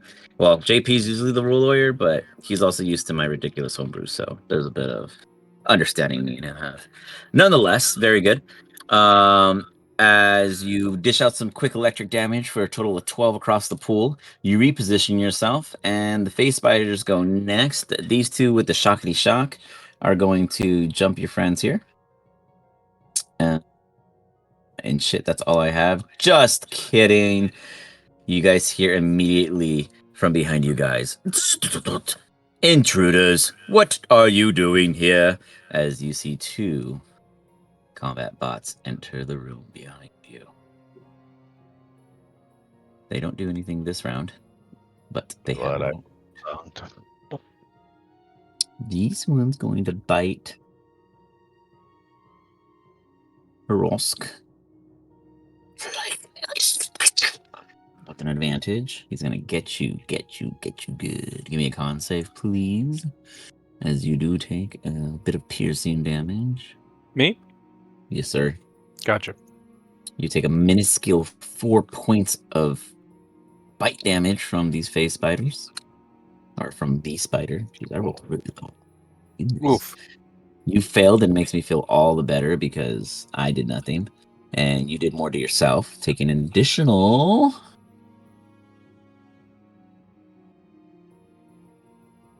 18 poison damage as the bite. It feels like it's nothing at first, and then you see this, or you feel the searing go into the puncture mark in which it was as it sizzles out. There's a white fizzling around it initially, and then it kind of cauterizes itself. However,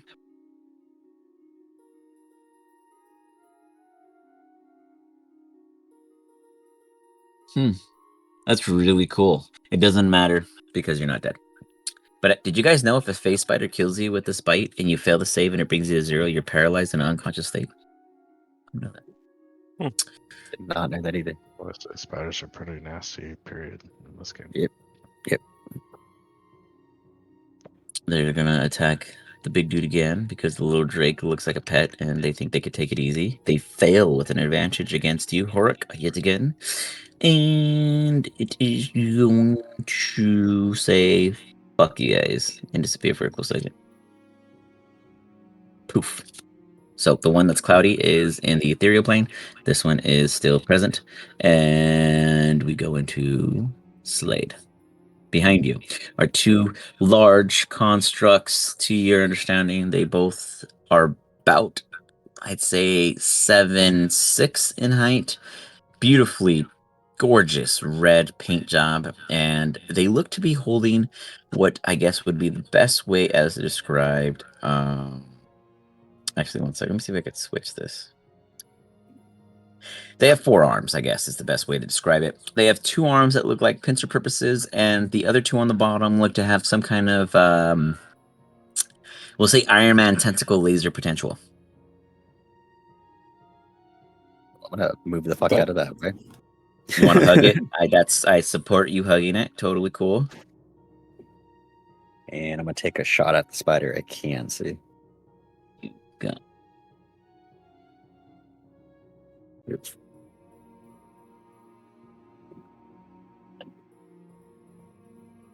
You fire. You stick it. So a total of 14 points of damage. It still is steadfast. You follow up for the second hit. Absolutely make contact. Doing maximum, and that brings it down. As you see the little electric blood kind of still tickling with liveliness. So Anything else as you a bonus action, I'm gonna use cunning action and try to hide. You hide. You got it. With that, Grekus, 2 new threats arrive. Immediately behind. Sorry, I'm not used to character names still. Oh, good. Are we engaged? You are engaged. They said you guys are intruders. And it's threatening me. It hasn't approached. I mean, it walked into the room and scanned it, basically. It hasn't actually taken any motions towards you guys, but it has identified you guys openly as intruders. Just check something real quick. Nope. Okay. Well, I'm gonna move. You go to step away, and one of its tentacles reach out as a reaction. Quick, briefly, before you actually break range. I'm gonna just move closer to you because. Oh, sorry. No, you're totally fine. As it reaches for you, intruder, halt, and it grabs your shoulder as you try to flee off, and it crunches, trying to hold you as you rip away, but it does max damage to you as you pull yourself from the situation in which you would have been stuck to, as you take 15 points of damage. Well, what do you do, sir? Is now the rest of your turn.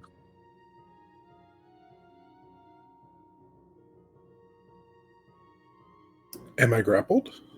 Nope, it was just attacking you. Okay. Well, then, yeah, I'll back away. Oh, man, I should have grappled you. You should have grappled me. Yeah. Give me that idea sooner. I didn't even read what it did, to be honest. I just attacked you because I knew I could. It actually could have grappled you. Good to know. You can do it if you want. No. I'm not worried about it. Well, then I'm going to shoot one of them, the one that hit me. Rip away, run off ahead, do a quick 180 turnaround, and fire.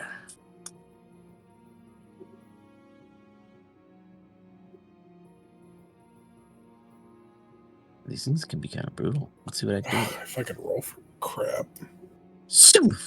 As you fire your wooden, stone-tipped arrow, and it hits this metal construct Warforged combat robot, it scratches its paint.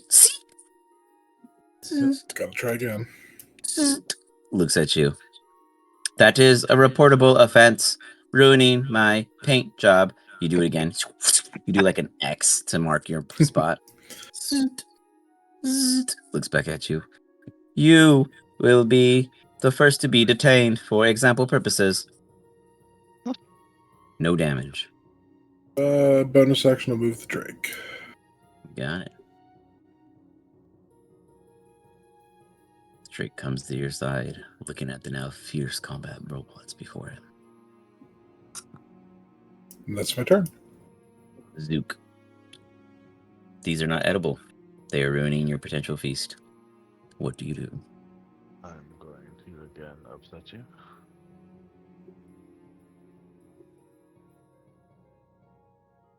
Paste.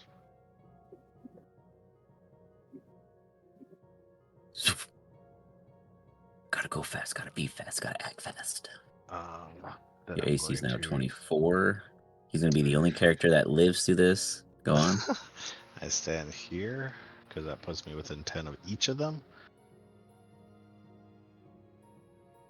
You Action. math. Gonna cry. Fuck is this? Nice. Oh, that's not, Advantage. okay, that's not that bad. That's pretty cool, yeah. So you cry out as this little kobold does, and all of you guys feel empowered. There's this odd supporting, like, just to you guys as you look at these robots and feel, you got this. Very cool, very cool. That's your Step over bonus. That was your action, but you have another one. here, so it's for an attack. And then you guys see the tiny little kobold run up and pull out a rapier against a construct. He jams it into its floppy disk drive and spins it around, messing up any tapes that might have been inside. As you yank it out, let's see the kind of damage.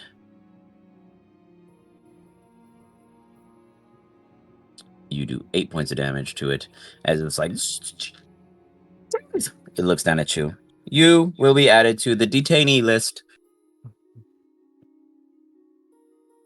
Anything else, Oops? Hold up, maybe. Let's make sure. Yep, I got a special.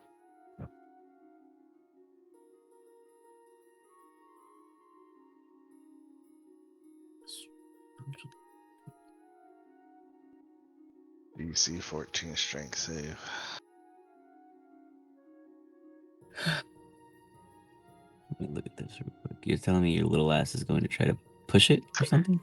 Well, no, if it fails its save, it gets knocked prone. A con save? Strength. Strength. Oh.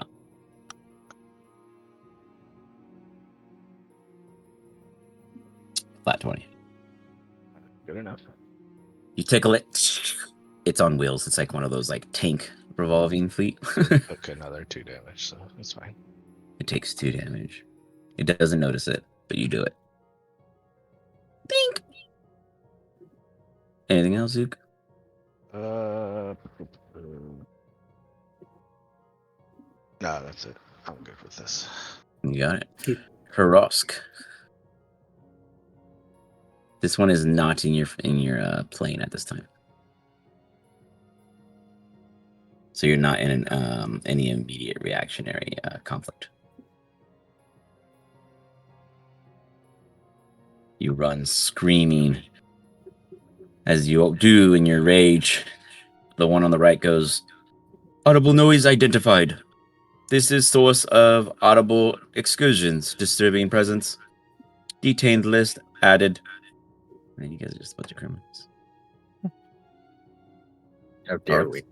Do you throw a tooth at him? Kick a piece of debris? There it is.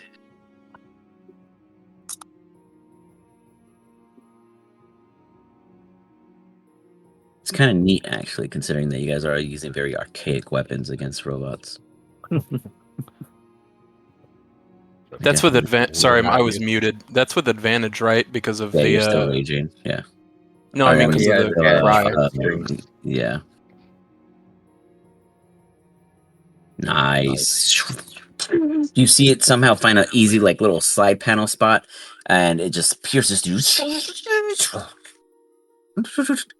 Internal damage. Processing. That was the one immediately in front of you? This one. Gotcha, for 16 points. Whoops.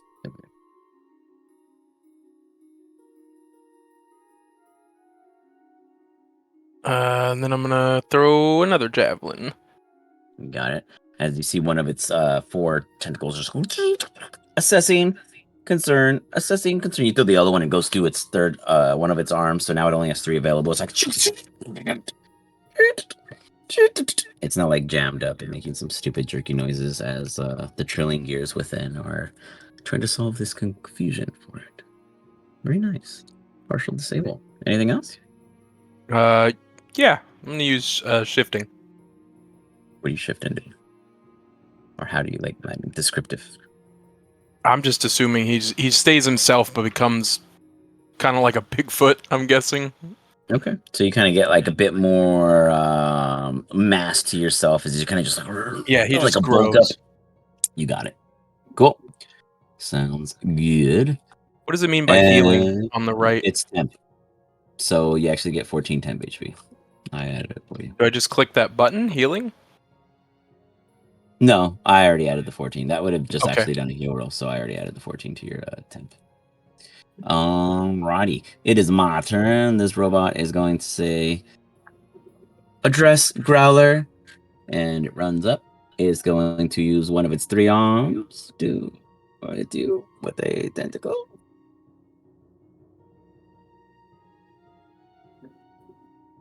Oh my god. It throws its arm and it's like and it grabs its other arm self, and now it's like yanking onto its own embodiment.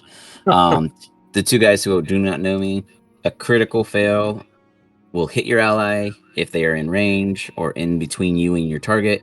They will hit yourself if you're completely alone. Somehow you do it, and it all apply. Anything that applies to you guys applies to me. So my own guy hits himself. For a total what is that? 12. Oops, I didn't mean to do an attack. I meant to damage to myself. Ignore that, Hursk. You don't take 13, so you're fine there. It didn't apply. It just shows the numbers, but it didn't apply to you. And I do 13 damage to myself as it like hugs itself. It's like struggle, and then it is going to notice Slade, and you're gonna see one of the 4th tentacles kind of pop out, and it goes and it brings itself into like a very fine point precision, and you see a light appear. And as that light appears, it zaps.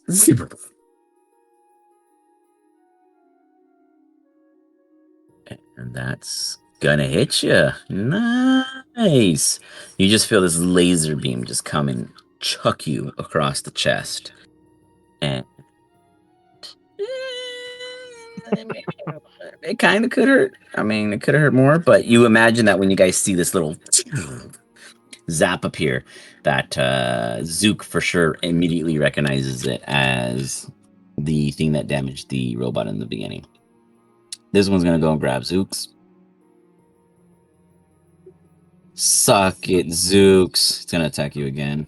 20 for the SSI, man. I know. I thought, and then I was like, no, this one's short. Making every attempt to grab you, and it gets so mad and frustrated because you guys are not cool and nice. It's gonna do emergency speed. Zooks, you can get an attack of opportunity if you wish, as it dashes its little wheelie self to top 1 lister. 20. You absolutely hit it. For 8 damage on its way out. It just ignores the little guy. And it is going to do its very best to try to hurt somebody this round.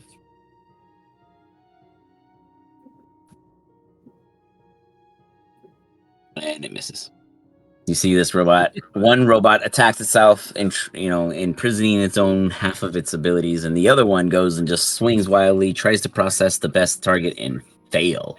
Stormcaller, you imagine with the commotions that came of all this that these cannot possibly be the only 2 patrolling bots, but the 2 closest patrolling bots. It is probably wiser to finish quicker and quieter than it is to be loud. But you may do what you please. Okay. Well, they had to move out of the way. I had a nice shatter lined up. I mean, your allies can get hit by it. That's still a lot of people. That's still fun. It is a one shot, right? Yeah. They won't judge you until next time you do it again. Then That's we right. question. That's right. Don't Um, make me counterspell you.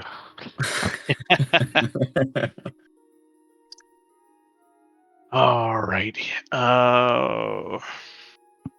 Really wish I would have taken some more ranged things that were not AoE in this character, but all right, I I've can move been 30 known for feet up here. PvP with my own teammates, and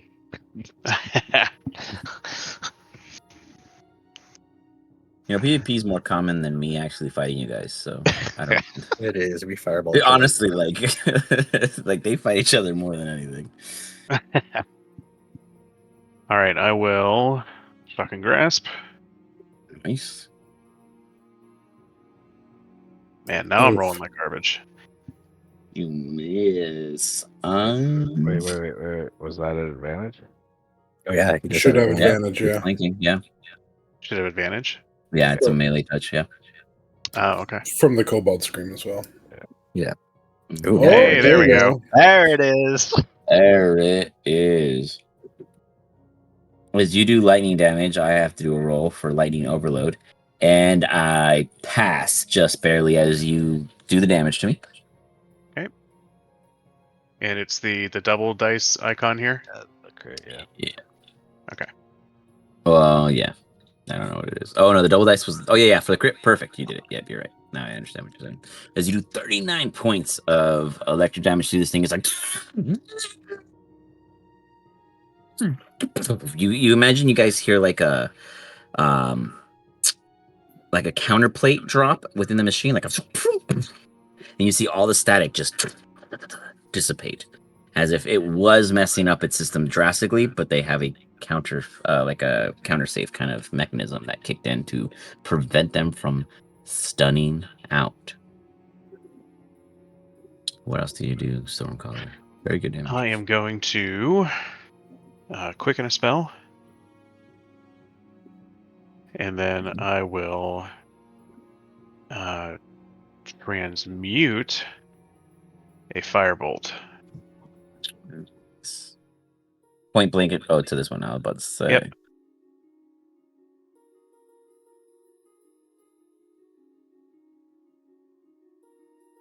Added advantage, right? Nice. You would still have advantage if you wanted to roll for a natty. Okay. Let's get it. Let's get it. Oh, God. Whoa. My God. This cobalt, Well. I love it. I gotta do another save for a lightning overload. The same thing occurs with this one.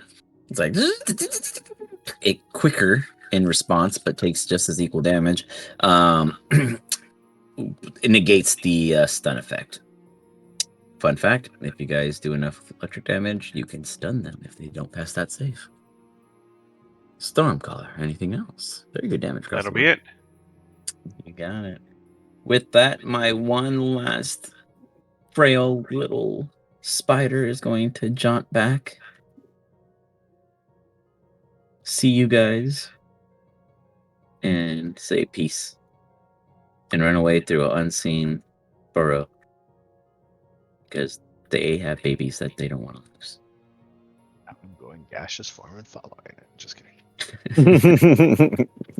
Slade, what do you do? These things are dead, you said? Or All the stunned? spiders are, not the robots. No, none of them are Robots. stunned. I made all my saves. Those are just damaged icons. Okay. I'm gonna hit it then. You got it. Yeah, that fires for the win. You fire tink, into its back as it's distracted with the two physically in front of it. Add advantage. You forgo the damage. I mean, advantage because you already did the damage. Yeah, I was like, Next no point now. Do it on the follow up. Yeah, I'll do that now.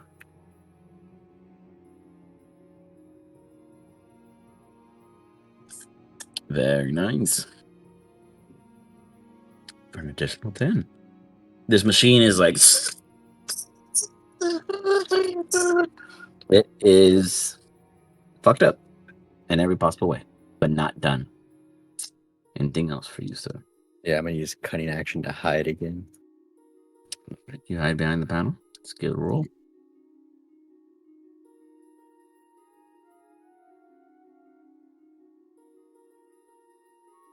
Very good.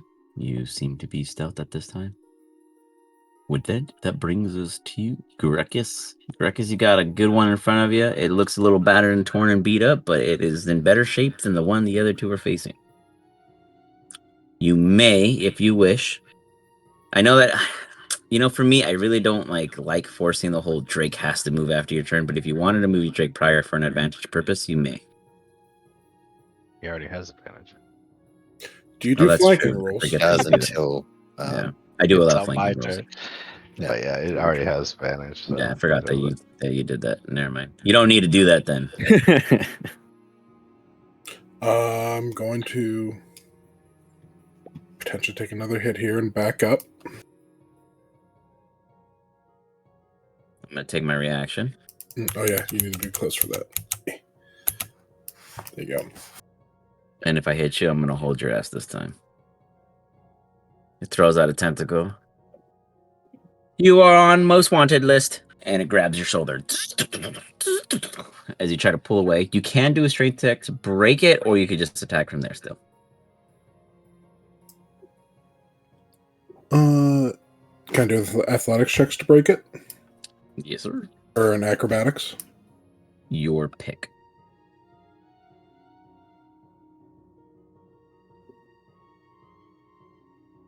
Oh, damn.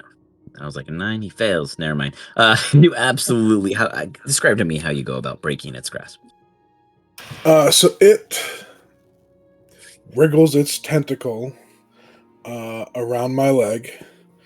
And so I bow in one hand, kind of jump up using my arm and kick it in the face to distract it and pull my leg out. Indeed. All right, you do a quick little fancy flail. Its claw opens up, and you slip out.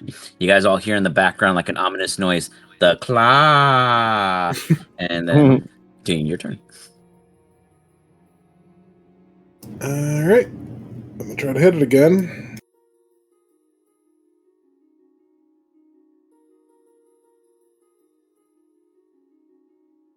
Nice, 26. Absolutely, you shoot the arrow right through the point in which you made the X mark along it previously. found your target. And 1d6 of this is lightning damage, if that matters. A whopping 1. Oof, that 1 damage could be what counts. Let us see.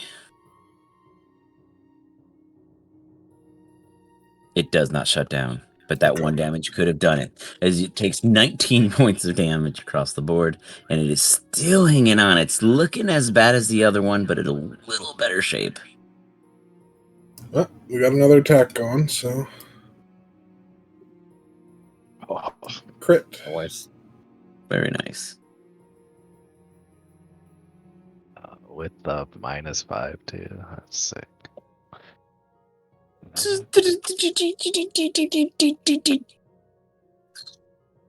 Its head pops off like an R2-D2 stressing out, and the rest of its body just sits there in a downed state. Very good. That's fine. We still got a couple of people, right? Probably not worth it to action search. Yeah, I'll you bonus scalp action. Yeah, I'll move Drake's turn. Be there. Give the archer line of sight still. And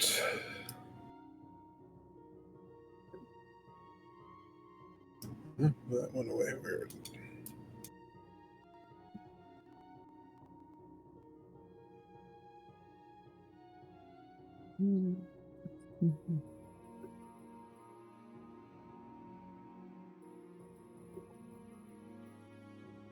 Absolutely comes in contact.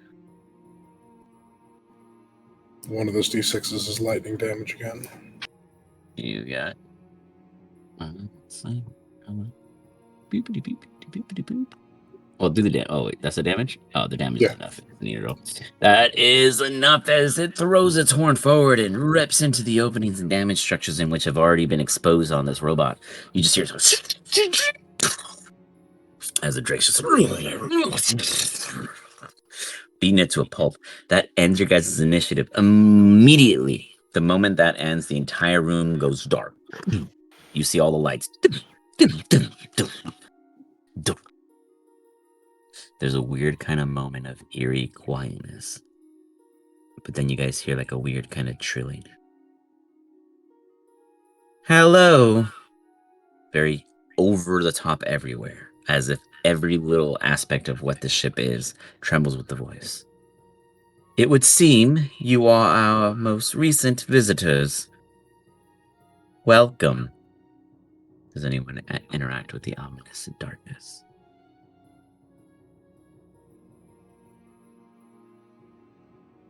Do not be shy. I see all of you. What is this place? It is a ship in which has unfortunately been here for a very, very, very long calculated time. And what is the purpose of this ship? You guys then see like a projectual like glow appear, very hologram in nature, before you guys. You guys can see this little shape. Yeah. Perfect. Mhm.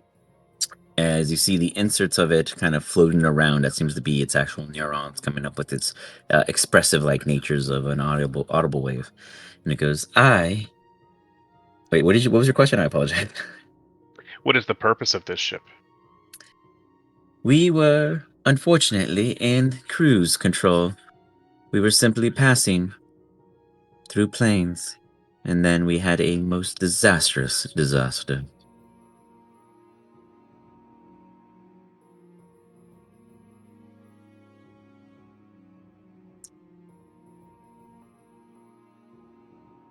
Hello? As it calls out for you guys. Can you turn the lights back on? That depends. Are you willing to do me a favor? Or two? Or three? Calculation total unknown.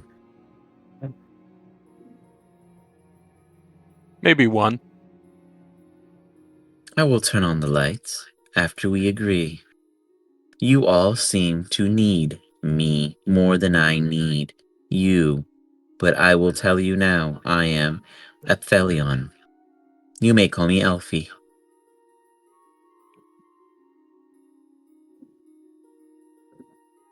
Hello, Elfie. What exactly do you need us to do? Why, hello. I would like to be able to address you all, so I know who and when you will or won't betray me.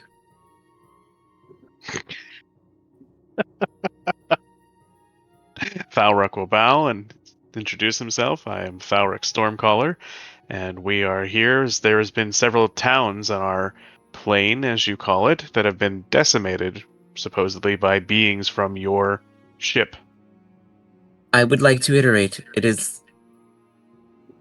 is my ship, but it was not I who released them. It is not my intention to cause more harm beyond the one I wish to reach. And who is that? Identity redacted. They are an individual in which I have been trying to reach since the crashing of the ship. They are calculating response, responsible for this outcome of our kind.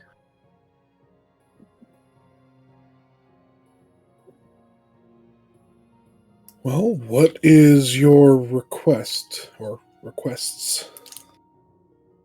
There is a frog moth in the lower gardening swamp location. It has been jamming my cables and destroying my combat bots, similar to your behavior. After witnessing your display of capability over my own, I perhaps thought you could solve this problem too.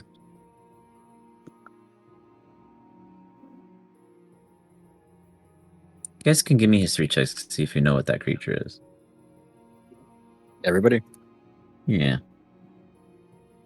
Do you mind rolling for me, Alex? Nope. What's it?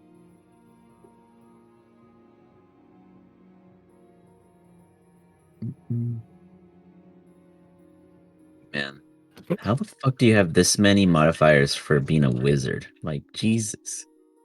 Broken. Yeah, no shit. He looks like he's a bard. Rolled a 1. Nice. Harusk, you have no fucking clue what a frogmoth is. Stormcaller. I don't even know where I am. It's true. Stormcaller.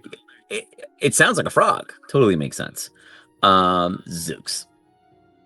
You've heard of such a creature because it is not native to the ship. It is something that has been found in the deep, dark underdepths of cavern crawling. But it is a creature that is basically frog-like in nature, but walks as if it was a giant and has 3 little stalks of an eye. But otherwise, nuisancey, really. A frogmoth lair is usually swampish in nature, and they have a way of beneficially motivating their surroundings to aid them in combat.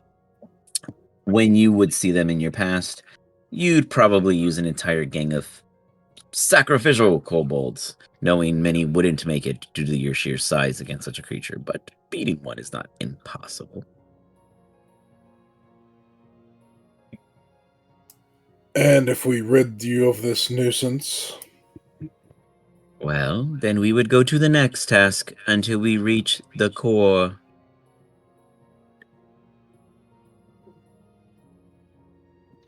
And by reaching the core, we would re-enable your ship. I can actually access the ship in any manifestual way. I can unlock doors, turn on lights, raise alarms, call more worker bots and or combat bots. If you betray me, you will be surrounded and detained for further potential uses. However, this ship will not fly again. What I'm hearing is you can help us fight them with the bots. I can also be against you if you betray my interests. I will be watching always. What's the reward for helping you? You will be able to leave and take anything you find. I do not have any use for physical materials or matters. My only goal is to reach the core and eradicate the cause of the mold.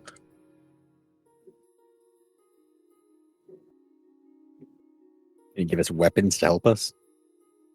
I can direct you to an armory, though I cannot promise your inabilities of understanding our early advanced stages of weaponry.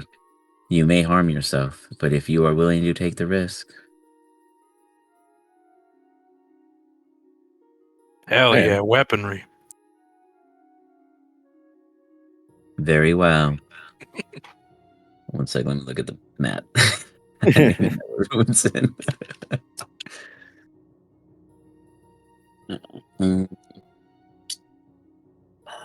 Actually, let me look at the thing. I know for sure it'll tell me where to find it. It guides you guys to... I think it's this one. Yep. S20. S20A. This one, right? Oh, you guys aren't looking at this map. Just kidding.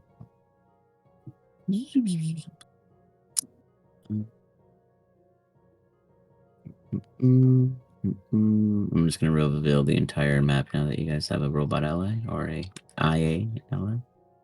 AI, Jesus, what the fuck did I just say? He kind of creates this hologram of the entire first floor map for you guys. You guys can see the whole map now. Yes. It points toward S20A as the security captain's room. You should be able to find what was once their laser pistol, with a few energy cells that are still active. Yeah, okay. Can you unlock the door? I can. You guys see within a skeleton body of what was assumed to be the chief of police on this vessel. Next to them is a haphazardly cobbled together from spare robot parts. looking pistol of sorts. Very similar in nature to what it was the tentacles of the combat robots was using, but refigured to be used by the handheld of a humanoid. It has a energy cell placed in it that kind of hums shortly. The weapon itself has 20 shots before it is inoperable. I pick it up. You scoop up the laser pistol. It feels as if it is a little shifty in its full functionality, but for the most part, it makes enough sense. Keep in mind, because you have never used these advanced weapons before, you must roll a d20 after your shot to figure out how to make it function again. Otherwise, I've added it to your inventory.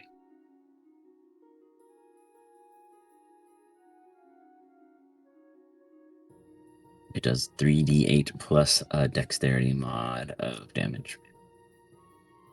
If you hit. Nice.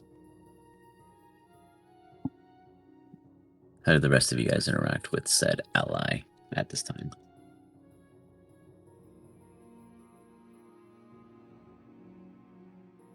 I mean, that's it. I think we're good. We can move to the frog moth area. Well, before we move on, I did have the yellow key card if we wanted to explore these yellow doors real quick. Yeah, ask them what's in those rooms. That's true. Yeah, we can ask Elfie. It would seem as if you have means of self-discovery. However, allow me to warn you as I quickly read these things.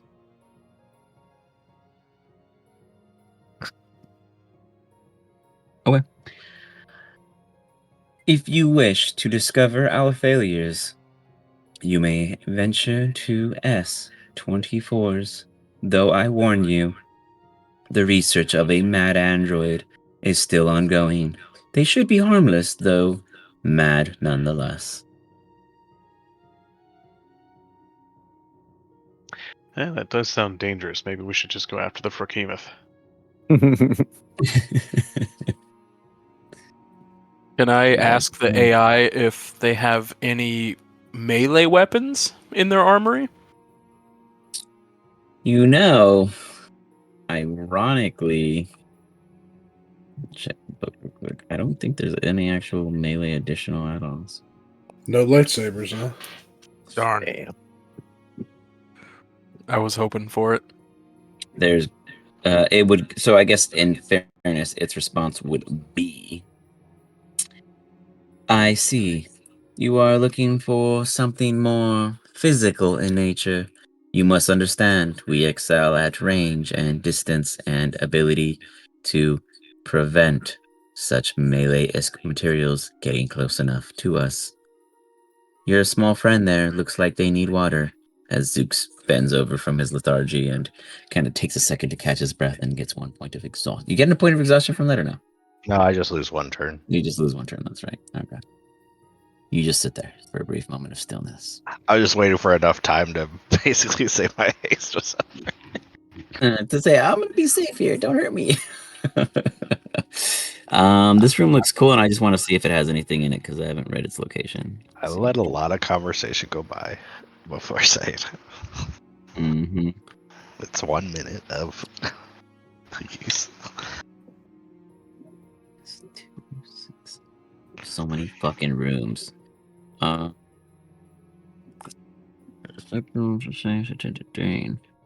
mean, yeah.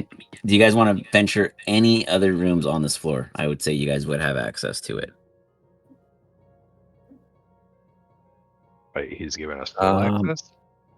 Well, I'm asking which ones you guys are curious on accessing, and then we'll go from there. I'm just saying that you guys technically would have access. The bot could help you get in. Is there anything useful in these rooms?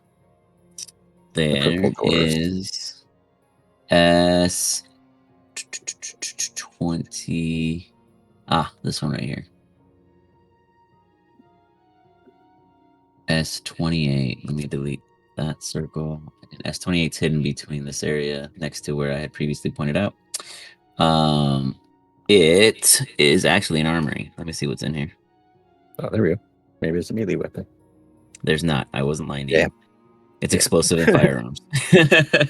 I mean, I'll go venture in there. I don't mind Yeah, so if you firearms. guys wanted to say get armory, it will say Alfie would be like, the armory would allow you all to stock up. Keep in mind that you do need to have careful skills with these items. If you guys were to head to the armory, you would find 10 energy cells, an open locker containing 3 boxes of 10 explosives each, 10 concussion, 10 sleep, and 10 smoke grenades, Nice. and a row of firearms, 1 antimatter rifle, 4 laser pistols, 2 laser rifles, a needler pistol, and a paralysis pistol. Needler? A needler. Halo Yeah, I actually don't know what needler? it does. That's why I'm curious. That's what I'm wondering. It's kind of cool. The strange pistol resembles a flask with a honeycomb of tubes sticking out of its front. The weapon is powered by energy cells stored at the base of the flask. Placing a full energy cell in the pistol gives it 10 charges. As an action while holding this pistol, you can expend one of its charges to fire a burst of glowing needle-like darts from the pistol in a 15-foot cone. It's like a mini shotgun. What the fuck? Each creature in the area has to make a dex save, or what the man? A hand pistol 15 cone shotgun. That's a dex save, or it does 8d4. That's pretty good That is pretty good. Somebody for a me should take pistol. that. It's a Just like a quick judge. little, yeah, like that's pretty cool. I dig it. That's a neat. Yeah, that's it. That's all that does. The Perilous Pistol shoots a paralyzing beam that has 6 charges. It's a con save, or they're paralyzed for a minute, does no damage. Laser rifles follow the laser rifles. Laser pistols follow laser pistols, and antimatter follow. Yeah, those are the 3 core that do exist already in D&D. They do necrotic, radiant. Laser pistols do radiant. Antimatter does necrotic. I'll take a laser pistol. All right, you got a laser Or pistol. rifle, please. Rifle. You got. Would I be all right, capable of actually, using any of those? I don't know. Can you use any? I mean, really, none of you guys can, but you guys are Yeah, trying. these are all So, I mean, to be core. fair. Test. See what we can do, what we can't. If you guys want, you guys could just start shooting at random. Just say you guys are practicing aiming Guess and I would should be able to see ask what would Alfie happen. if there's any useful medical equipment left for keeping us alive. There is a med bay. I read that right here somewhere. I think I grabbed 2 med kits, didn't I? You From did actually. S23. Yeah, actually, that was you. Yeah, you did actually. You That's robbed all. it. Okay. That's why I was just asking if there's more. I mean, I'm I curious wasn't too. around. I don't know. It's all meta for me. There is Like, one more item in that room with you guys in the armory. It is a new item that they added in this one, powered armor. There's a large suit of armor that's considered heavy, so if anyone jeez. can wear Yeah, heavy armor, Fallout. there is a power suit. It's a Fallout situation. Yeah. I can't wear heavy armor, so do not look Can at me. anyone wear heavy armor? I can, too. I think. You just have to have a strength of 15. Oh, no, absolutely not. Yeah. I can, What's but I the- don't have a strength of 15. What's the AC? It would give you 18. Yeah, I'll just read out to you guys just so we learn what some of this does. The suit of technology advanced plate armor includes an undersuit that can fully seal, a helmet with a full face mask, and crystal lenses in the eye holes, and a set of gauntlets. The armor is powered by energy cells stored in the compartment. Placing a full energy cell gives you 24 charges. I don't know what that means. Activating the armor. As an action, you can expend any number of armor charges to activate it. The armor remains active for 1 hour per charge expended. You can use a bonus action to deactivate the armor early, but doing so doesn't recover any expended charges back. When it's active, you get augmented physicality. You have advantage to strength checks, and your carry capacity is doubled. You can choose environmental adaptation. The armor seals airtight and provides its own atmosphere. You can breathe normally in any environment and withstand extreme temperatures, and you're unaffected by harmful gases as well as contact and inhaled poisons. Force field. When you would take damage, you can take a reaction to expend one of the charges to deploy a defensive force field, rolling 3d10 and reducing the damage taken total. That's pretty bitchin'. Propulsion. You can use a thing to get flying speed for 1 minute. If you're It sounds like airborne when something it someone should just ends, pick up you just fall. to have in their inventory to give I them would Yeah. take it, but I think Character. I'll get a negative. I mean, you can hold it, Somewhere. just don't hold it if you don't want to put it on. Oh there. yeah, you would just give it to another Yeah, character. I think that's but- the rules of adventure. Point is that yeah, if you wanted to continue this as an Adventure League character down the line with another Adventure League You thing, could you'd let say you someone have borrow picked it. up power armor, yeah, and then you can go into a combat scenario. Like you can, like basically someone in your party, you can lend them the item for the adventure, and at the end it would go back to you because it wouldn't have been theirs originally. But that is Sure, pretty I'll- bitchin'. I'll pick it up. Can I also pick up the I don't know what was it called, the paralyzing gun? Yeah, the perilous pistol. Yeah. Sure. That one's a D16 con save after you hit someone with it to see if they get stunned for a minute or paralyzed for a minute. Sorry. All right. I was also curious about this room. What was Which in this one? room? S14. S14. Let's see what that is. Will it be in my inventory? Neither of those will because I didn't import the items for the new book yet. I just Gotcha. barely did the creatures. But it'll be. I'll make a little log for you so you have it in the future. S14 is the game room. That totally makes sense for you. Zook, in the game room, you would find a ton of arcade games. Rows of brightly colored boxes line this luxurious entertainment room. Glowing glass panels adorn the front of the machines, which sport buttons, rods, slots, wheels, and other interactive components. Their luminous screens dance with vivid images synchronized to electronic music and sounds. Beeping robots, groaning monsters, and high-pitched dings contribute to the chorus of the machines. Kind of cool. Zooks, you are a man who can read. You see the name of the games: Galactic Racer, Mages and Minotaurs, Whack-A-Leech, and there are 2 gambling devices and 3 shooting galleries. That's pretty cool. Obviously, I won't do anything because I don't want to waste time. But that's pretty. Is there cool. anything else the rest of you guys are curious on? Yes. What is it? I want to go through these platinum key doors down here with the S19s. They have to have something. So that's commander quarters. So in one of the desks would be a full set of key cards. So that's actually good to know. If you were Okay. able to get lock storage lockers. If you were to break into them, you can get 1d4 grenades and then another needler pistol. There's a master bedroom and a lounge. Tons of money. I mean, I don't know why they care, but there's like 1,000 gold in one, 800 gold in another, 600 gold rings, a bracelet with Yes. 200 gold and 150 gold respectively, an entire jewelry case, and another platinum key card inside the platinum rooms. The irony. I'll just dump all that in my backpack. And then you guys already actually did the makeshift pistol part. Ooh, there is a cool thing in S. Not you didn't call that one. Just kidding. Oh, I call that one. Ooh, yes, that one. One of the rooms has a robot controller. Oh, that's cool. Was that You all can in S18 or S19A? No, that was across That all was all of S19s. S9. Oh, okay, Yeah. okay. Yeah. What about our Bob and Ender? Anything you guys were curious of? I'm good.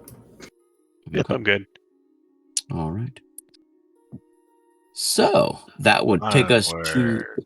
the second location, which I need to save the picture for and loading because I didn't even have that done. So hold up while I update your guys' map really quick. I have no idea where you guys actually start on this map, so I'm just gonna load it in and we're gonna go from there. Hell Boop, boop, boop, boop, boop, boop. I mean, I'm very excited to learn this properly and to run a real proper one. It does seem super bitchin', but there is so much. It seems like there's a lot to go through. It has 5 floors, I think. Jesus. So imagine if you guys really took your time to take it serious going through the first floor, we would have been in like 12 combat scenarios and 5 sessions deep just getting through that, really. Unless it was like a team of Games friends. are meant to last for like forever. Yeah, I mean back then I guess, right? That was the one adventure you bought and played. So Yeah. yeah, that would make sense. True. Boom. So let me remove the lighting so we can all see the map, just so we all know what we're looking at. Boop boop. You guys all see that? Yeah. I see Yeah. something. All right. So at the second floor, it is considered like a mezzanine. You guys would technically, you see these little purple downs that you see in each corner. Those are like tube chutes. So it's like where you would do a messenger tube back in the day at the post office. They have human-sized ones in the ship. Nice. And that would be how you. mentioned to us, right? We learned Yeah, something about the tube suit. yeah. So it would have told you guys, by the way, here's how you travel. Is that a dance floor? What? The 45.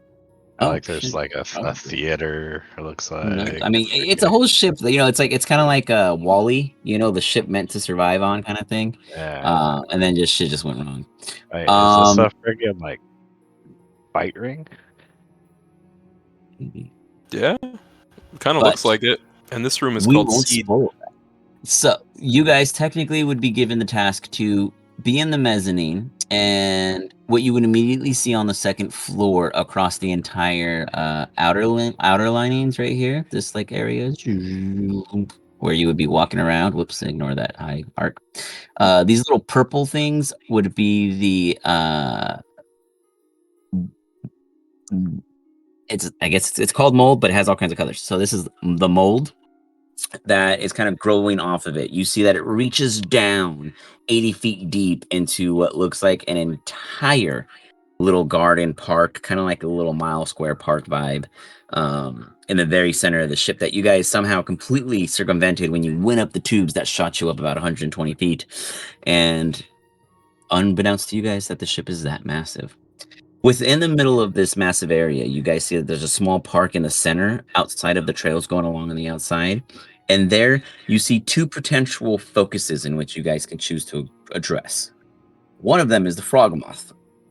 The other is a stump with a bunny. Oh, the frickin' bunny. The evil bunny. Run away. I'll put you guys down here and I will let you guys decide what you encounter. So we're in the little learned park. anything Yeah, we'll from just kind of jump skip into there just so we can see what would happen in such a scenario of the encounter. Monty Python and the Holy Grail is you don't mess with the bunny. The bunny. But you guys decide. Discuss as a team real quick what you guys would rather encounter. And I'm gonna go get a beer real quick. Be real late.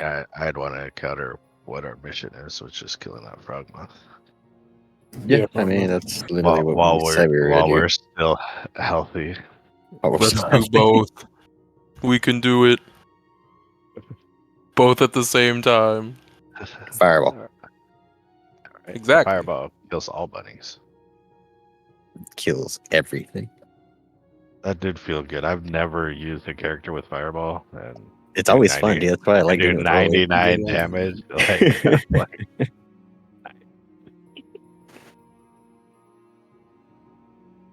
So are we fighting the frog? I can hit, I guess. I'm both, assuming it's whatever the you guys wanna final. do. It may not be the final boss. Maybe the bunny is the final boss. Who knows? But yeah, I would want to fight the frog moth. Just because that's the mission. Yeah. I get you. These maps are so cool. Yeah, there's a lot of work. So we're gonna do the frog moth. That's what it sounds like. Is The it frog moth. moth or maw? I don't know. I don't say M-A-W. anything right. It's Frog Hemoth? frog hemoth. Yeah, thank you. Oh, froghemoth. Nice. AI doesn't talk with accents, It's very jittery. You guys see coming out of the bubbling, purpling like pond, three little stocky eyes God, appear. Never mind. I changed the rabbit. The rabbit. Just As you guys immediately get targeted.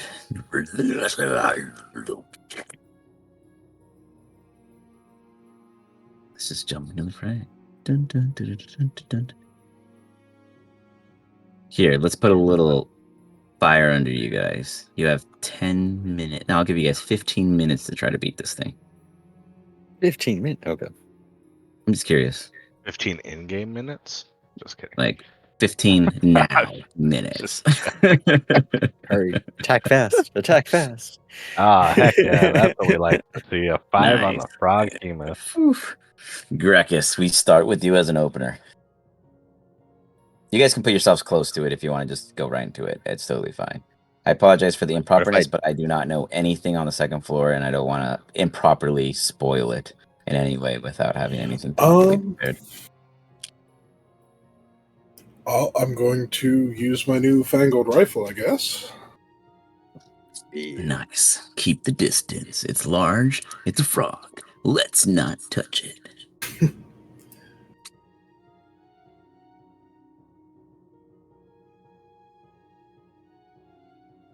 You charge up the laser rifle, you find the little trigger, and you pull it. That hits it. 16 hit. Okay. 16 hits. You see a little laser plume pass.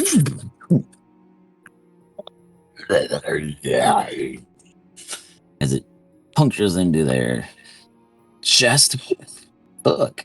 25 points of damage. Plus one more. I mark him as my 26. favorite target. Boop, boop. He has a glow because you love him so much. And we'll do it again. That one. You shoot. Wait, do I have to? Oof. Usually, Okay. I just choose the most common sense target between you The and the person enemy. right in front of him. Unless there's like 5 of them, then I have you roll a dice to decide. Damn, that's a lot of damage. There you go. You see, Heros, you see the laser, the first one, hit the frog mouth, and you're like, oh yeah, it's going good. And then you feel from your back just this massive pain, just Sorry. as you yourself just take one to the back. I love it. The Drake runs up at an advantage. Oh, actually, I'm an action surge. Ooh. I'm gonna try to kill my teammate. Yep. Maybe you should have circled around a little bit. There we go.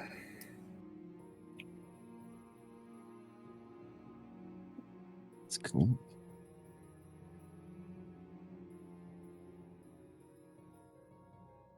That's cool too. Damn! These dice roll out. Gives you do an additional 35 points of damage. With an additional 2 behind it, and it's just like. And one more.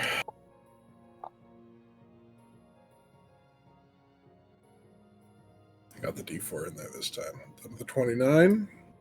It's absolutely just right. These new Well, weapons that are is cool, always guys. a good sign. Yeah, then the Drake.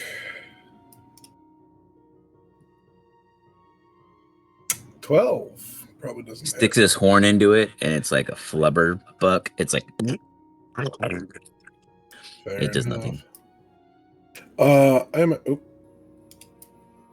I'm gonna move him around to. Oh, never mind. We already got a flanking bonus. It's alright. Okay, I'm done. Hrosk, God, your back is gonna hurt tomorrow. What do you do? I don't have it in my inventory, but can I use the paralyzing pistol? Point blank at disadvantage. Okay. Be a D20 plus your dex.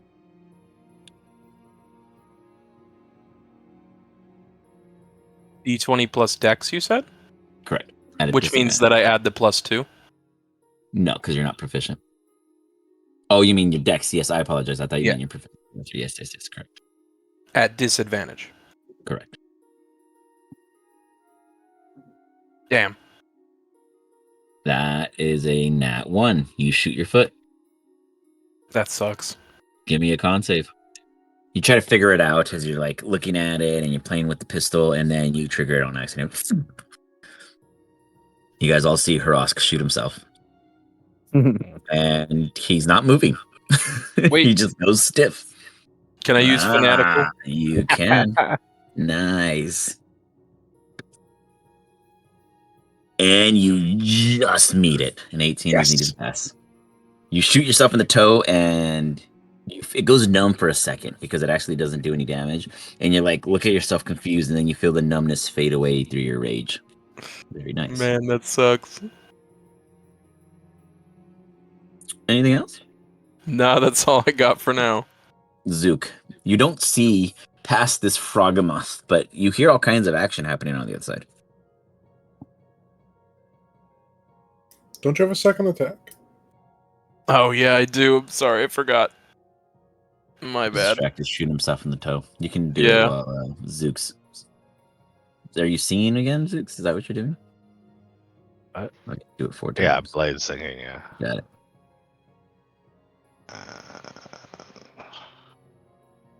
Since we need to do a lot of combat, I guess I will do this also.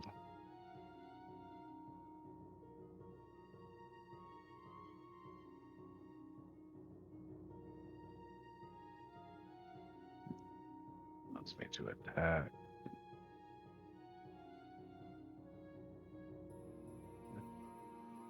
Excuse me. Oof, that's the frog. Burping its previous consumed. Why did it say I'm controlling him? I actually got him targeted. Oh, you clicked him. Yeah.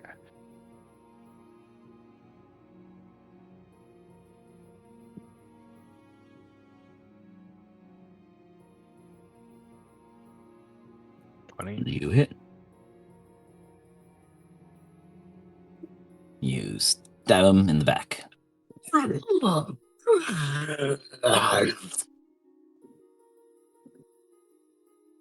Why not?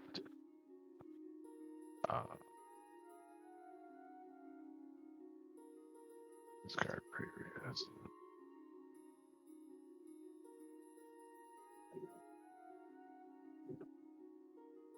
Very nice. For an additional 12. DC 14 strength. I swear. Oh, it's a huge. Does it have a size condition? I don't know. I'm If just the curious. target is a creature, it must succeed on a strength saving Okay. throw. That's wild. The tiniest dude can flip this thing upside down on accident. It doesn't flip, but that's scary. It holds That's fast. my turn. That brings us to Slade. Noise. I guess I'll try the laser pistol too. We don't have advantage anymore, right? Not, I haven't done my Okay. Draconic Cry. I have to wait until after my next turn. Sorry. No, you're good. Because I need my AC or I'm pretty worthless. Oh, I was right. I couldn't take a second attack. Oh, that worked out. You shot Fanatical yourself in the ass. focus is an action. Oh, good call. Oh, but he's paralyzed too, right? That hit. Oh no, he wasn't paralyzed. He saved himself.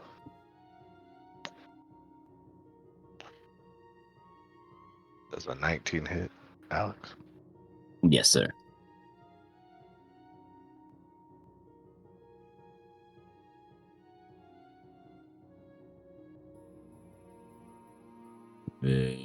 Nice. God. Oh, Oh, Slade, you shoot yourself. You shoot. No, yeah, you're gonna end up shooting Harask again. Harask, you are just No. getting it. oh no! Another 20 in the back. They're not sure if you're the enemy or the Frogeth is, but you guys are Okay. next to each other. I can attack Action again. surge, why not? He's like, hold on, I'll put the gun down. Shoot You me with an fired. arrow this time. Should have waited till I. Sticks it. It doesn't care too much about the arrow just because of the pain tolerance, but it does do its damage.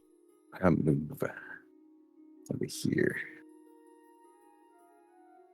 Okay. Wish you would have waited your Oh wait, action surge. cunning to action take and hide. Draconic. You got it. Stormcaller. All right, gonna move 30 feet Look, I'm just down. going to tell you right now. Your teammate is 50% dead. If you help me out, we could take him out on my turn. Let's do it. Fireball.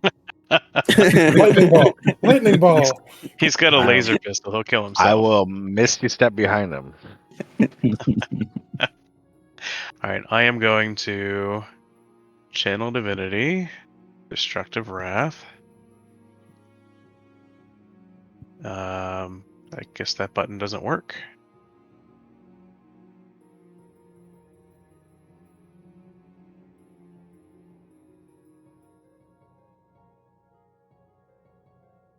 There we go. And then I am going to max out this lightning bolt. How do I upcast? If you click on it and it allows you to upcast, it'll give you a okay. drop down, and then you choose the highest level you have available. All right. That's a broken channel divinity. Oh yeah. It's a good one. That is a good one. You know who also does that? Seg with Strixhaven. Or he did that until he got vampired, but that was his shit as a lightning guy. Dex saving throw.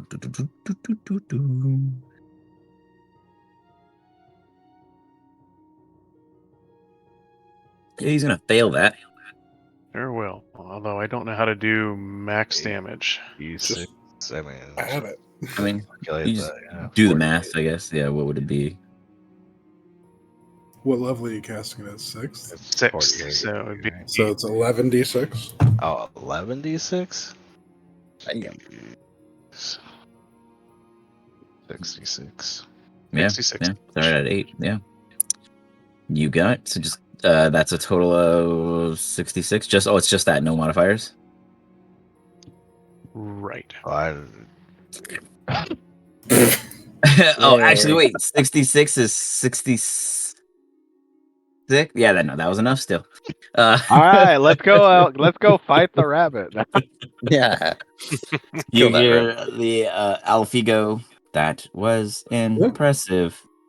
I will definitely have more tasks if you continue to stick around longer. We'll pause it there. That was way too simple when you guys were put under the clock. Beautiful, beautiful, beautiful. It actually resists lightning, but you even at half, you still did enough to make it to take it down. It had 33. Oh, it does. Yeah. Nice. I was really hoping that you guys accidentally killed Harask because I was so close. If I had hit him, I guarantee you I would have killed him. If you guys hit him one more time. I You guys did I like saw it 53 coming. damage to him. 53 damage this whole session to the guy, and it was his allies. I die every I love game, it. so I saw it coming. Hey, if I hadn't moved, that lightning bolt would have hit you. That would have just been Ash. True. But yeah, we'll stop it there.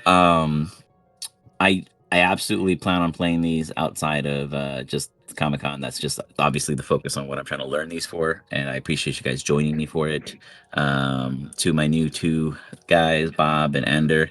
Normally, our campaigns are very much more clarified and make a lot more sense playing, but I appreciate you guys jumping into a hot seat, high-level module that was just released less than 72 hours ago, and having some fun with us and enjoying, hopefully, your guys' presence at this time.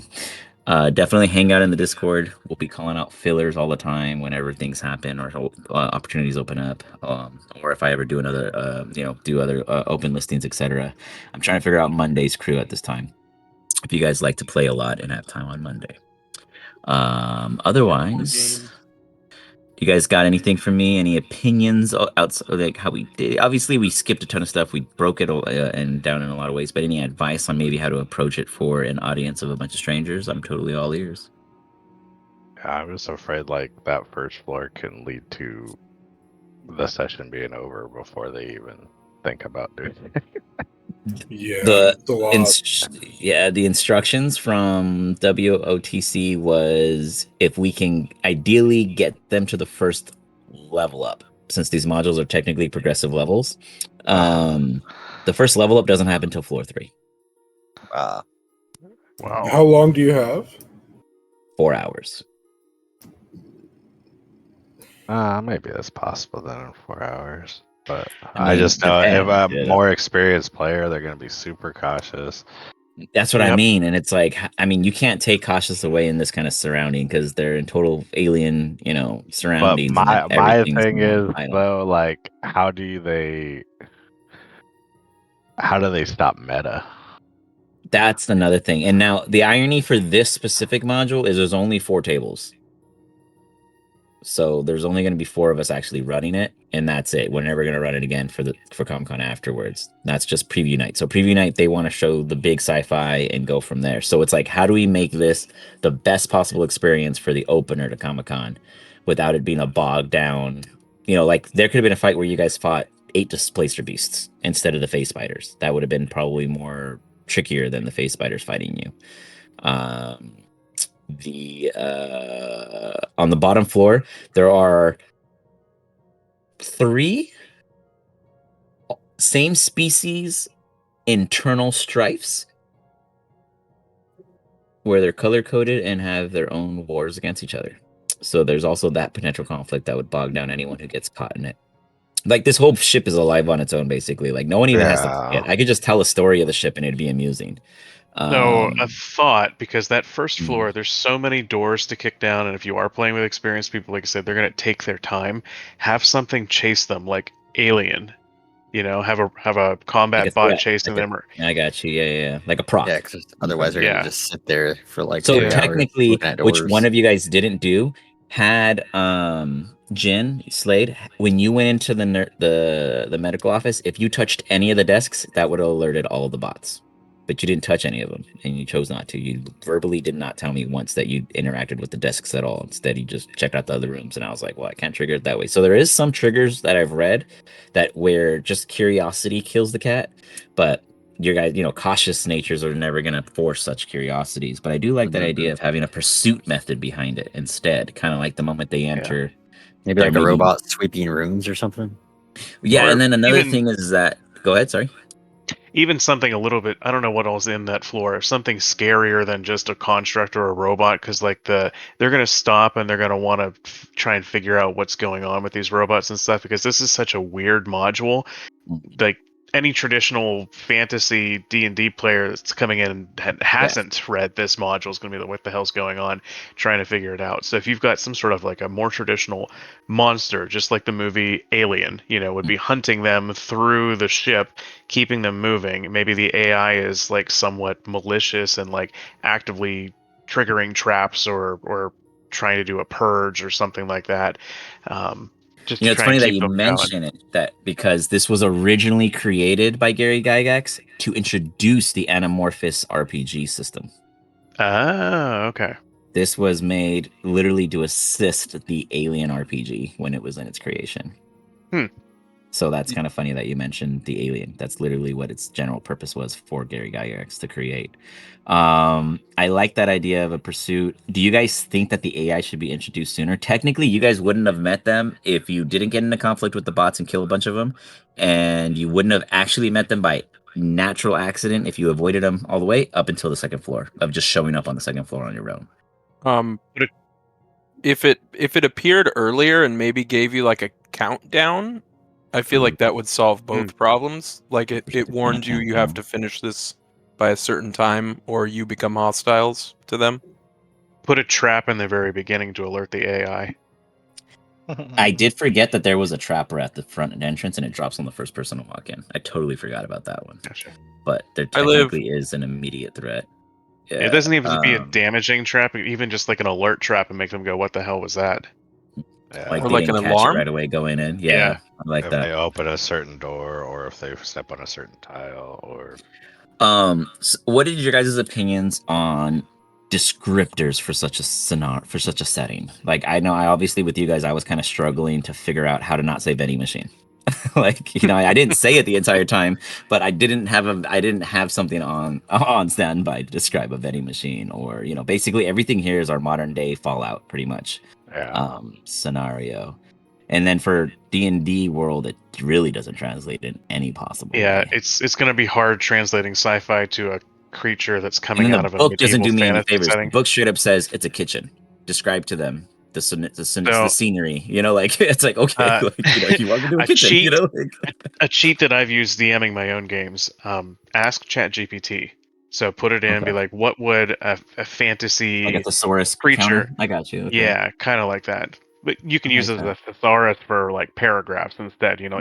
Translate this to what I would describe to a medieval character that's never been in a sci-fi setting before. That's smart, using AI to So cut the hard brain. you could probably copy paste all the pre-written text into ChatGPT and And have it translate it translate out. into Oh, something that would that's make smart. more sense for a medieval character. are Very you smart. going to be able to use like digital aids? I could take whatever I could take, basically. We don't have guaranteed power outlets, but we could take, batteries. We could take extension cables. For Wednesday, we probably would get away with it, but I don't plan to. The only digital aid I plan to have on me is the iPad because that thing won't die. It ain't gonna die anytime soon. Everyone sounds like they're bringing laptops and other shit, but they definitely don't have a handle on what they're doing. I meant Um, like a monitor where you could plug in and No, show I mean, like, yeah, one dude brought a TV, like, legit. maps He that you like, could posted a make picture and of stuff like, like yeah, that. like the dude brought a whole TV. Like, he was showing pictures of the Comic Con last year when he did it, and we're like, what the fuck? Like, you brought a whole TV, bro? Like, every day? Like, you carried that shit? Like, because we can't leave anything there. We have to just keep popping back in because we're in different locations, depending on what our slots are. But we could, yes. And I'm actually trying to do as minimal tech wise. What I am doing is making all the digital maps, and then I was thinking for the Lost Cave one to cut it out like a puzzle and then just build it as they discover it. This one though, I have no fucking clue. I did originally create something that I didn't get to you guys in time, but I pulled the map and I kept it at the 300 DPI, and then I stuck it on a smaller zone, and I did the little. If you guys zoom out, you see how it has like the circle thing around it with the keyboard and all that. I made that like a little like a Ouija thing. So when you move it around, it only shows you that part of the map instead of the full map. But even then, I was like, passing that around a table of 6 to 7 is still tough. You know what I mean? And the Especially for keyboard was this, weird. it's It just. made us think we were inside of a computer for some reason. No, I totally agree with you. Yeah, like, and that's why I was like, I technically did make a couple maps. I just didn't feature any of them because we didn't do any of those specific things that we hit. But that's why I was like, I don't know how I'm gonna translate this because I've never done something. I mean, I did not expect it to be this gorgeous, though. I love the maps they gave for this module, because they're fucking awesome. Honestly, almost all the maps from the Infinite Staircase, they did a great job of giving us beautiful digital maps. Like, I mean, I'm still gonna replace a bunch of them of my own stuff, but this one, this sci-fi stuff, I love this whole setup. I just don't know how we're gonna translate that to players when they're technically each square is 10 feet. I didn't even put you guys I was in this gonna say for situation. the OGs, Oh, you're I gonna have hate to that give setup. them like 100 feet this way and stuff like that, so they can build their Mm. own maps. I mean, I don't know. I mean that was The admins don't even know how to do this yet. They're over here telling people that they might have shit figured out by Saturday, and I'm like, dude, you guys are no one's gonna be ready by then. Like, I've been working with them in the background, but they don't want me to publish anything I did to the DMs because they don't know if that's the route they want to go for Unison. But they're like, you got what you got, you do what you're doing. So I'm okay So with this just is going like with my own.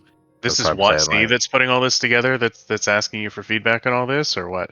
Say that again. Or Sorry. is this the Wizards of the Coast, or is this San Diego Comic Con, or like So we're a where's all this group. coming from? So we're a Okay. group, and ironically, almost everyone that runs it, the actual admins, are all a part of like school districts. They're all teachers for the most part. I'm probably like one of the only non-teachers out of the 80 of them. But a teacher invited me, which is how I got into it. And four of them respond directly to Wizard of the Coast and their 101 teams. And so, like, they do background checks if you do 101s, which is weird. Like, they don't do background checks for someone like me, but if I was teaching 101, like 30-minute how to plays, they do a background check on me because they're that tense about new players sitting at a table with a weird DM, I guess, which is smart. It makes sense. But they don't seem to care too much about the modules. So we do answer to Wizard of the Coast. We originally were doing multiple days of the Infinite Staircase, like of the same thing, and they said no. Each day is one module and one module only. So now we're doing this one on opening night, Pharaohs on Thursday, the Ziggernaut on Friday, and then the Lost Caves of Chizilgoth as the big prize one for like that one's gonna have I think 20 tables. So it's gonna be 20 tables. The DM is trying to push the players to compete against everyone. And I don't know. I mean, I'm gonna win no matter what as a DM, but the players, I guess, get prizes based on how they score out of 44 maximum points. I ran it for 6 hours between Monday and Tuesday, and they made a total of 7 points. So I Wow. have to figure out. Yeah, it's like like the reward system is really not normal. Like, I don't get how we're supposed to push these things because you get no reward for stealth. You get no reward for not getting hit. You get no reward for avoiding shit. You get rewarded for fixing their problems. You get hurt for bothering them during your fixing their problems. You get rewards for stealing loot and finding loot. and killing things. But otherwise, all the other skills that people have in a dungeon crawl, you get no rewards for. So it's like, we don't want to say don't be cautious because they're all going to die really quick. But then if we can't give them too much, but we can't give them too little to figure out where to motivate them. And I guess it really is going to depend on the randoms, the 6 randoms I get together. You know what I mean? It's not going to be guaranteed that I'm going to have 2 people that know each other, like Ender and like Bob. Ender and Bob, or Eric and Jin, JP and Jin. I always say Jin just because that's what I keep seeing. But nonetheless, luckily 4 of you guys literally know each other, and in a small pair way, which makes it easier for me to understand where those 2 might work together, these 2 might work together, etc. But it could be total randoms. So I'm just trying to figure it out, and I appreciate you guys for totally having this interface back and forth and joining an unorthodox D&D session, because this is definitely probably the farthest from a normal D&D session I've ever ran. But otherwise, is there any other ideas that you guys got before we close out? What level are they starting at? That's a good question. The admins haven't decided that. If we follow it by the book, they're going to come in at 10, and they level up to 13 getting through it, which isn't going to happen. They did level up once if they got to floor 3, so I don't even see that happening. You're handing out pre-mades? In 4 hours, I find it very tough to go to that. That's another weird thing is I have pre-mades for each module, but there's going to be a whole table for people to go make their characters before playing if they don't bring an AL character already. So it's like, we don't even control that. Like, we have no control over what we're going to see. All we control is the session, and then it's up to us to give them rewards based on how far they get. But we have to reward them no matter what at the end of every session. And some things have like cover rewards, others have like 10, etc. So that's there's a couple little. Are they going to make their characters together before they sit down at the same table, or is it? Nope. All right. Nah, it's like all of us go to Comic-Con and we all sit at the D&D Beyond Make Your Character table, and then we all go find a table to play at right after. Well, if it's a competition, I would recommend having at least the traditional roles filled, especially for a dungeon crawl like this. Yeah, for the fillers, it is a heavy for the 6 pre-mades. It's a heavy cleric, a heavy barb, a 18 AC based fighter, a rogue, a wizard, and then I think it's a bard. So, yeah, we'll see. Oh, fun fact: what are the chances that any of you guys had the spell knock? I did not. I did not. No. Yeah, dude. That's those are like little caveats that, like, having those kind of spells, you'd be able to get through a lot of this a lot easier because you wouldn't need the key cards of course you're also losing the expended spell slot. Oh, and then check this kicker. For these tournament modes in SDC for Comic-Con, they get a short rest only. Yeah, I saw you say that. I was like, what the hell? Only one short Yeah. rest? Like, Jesus.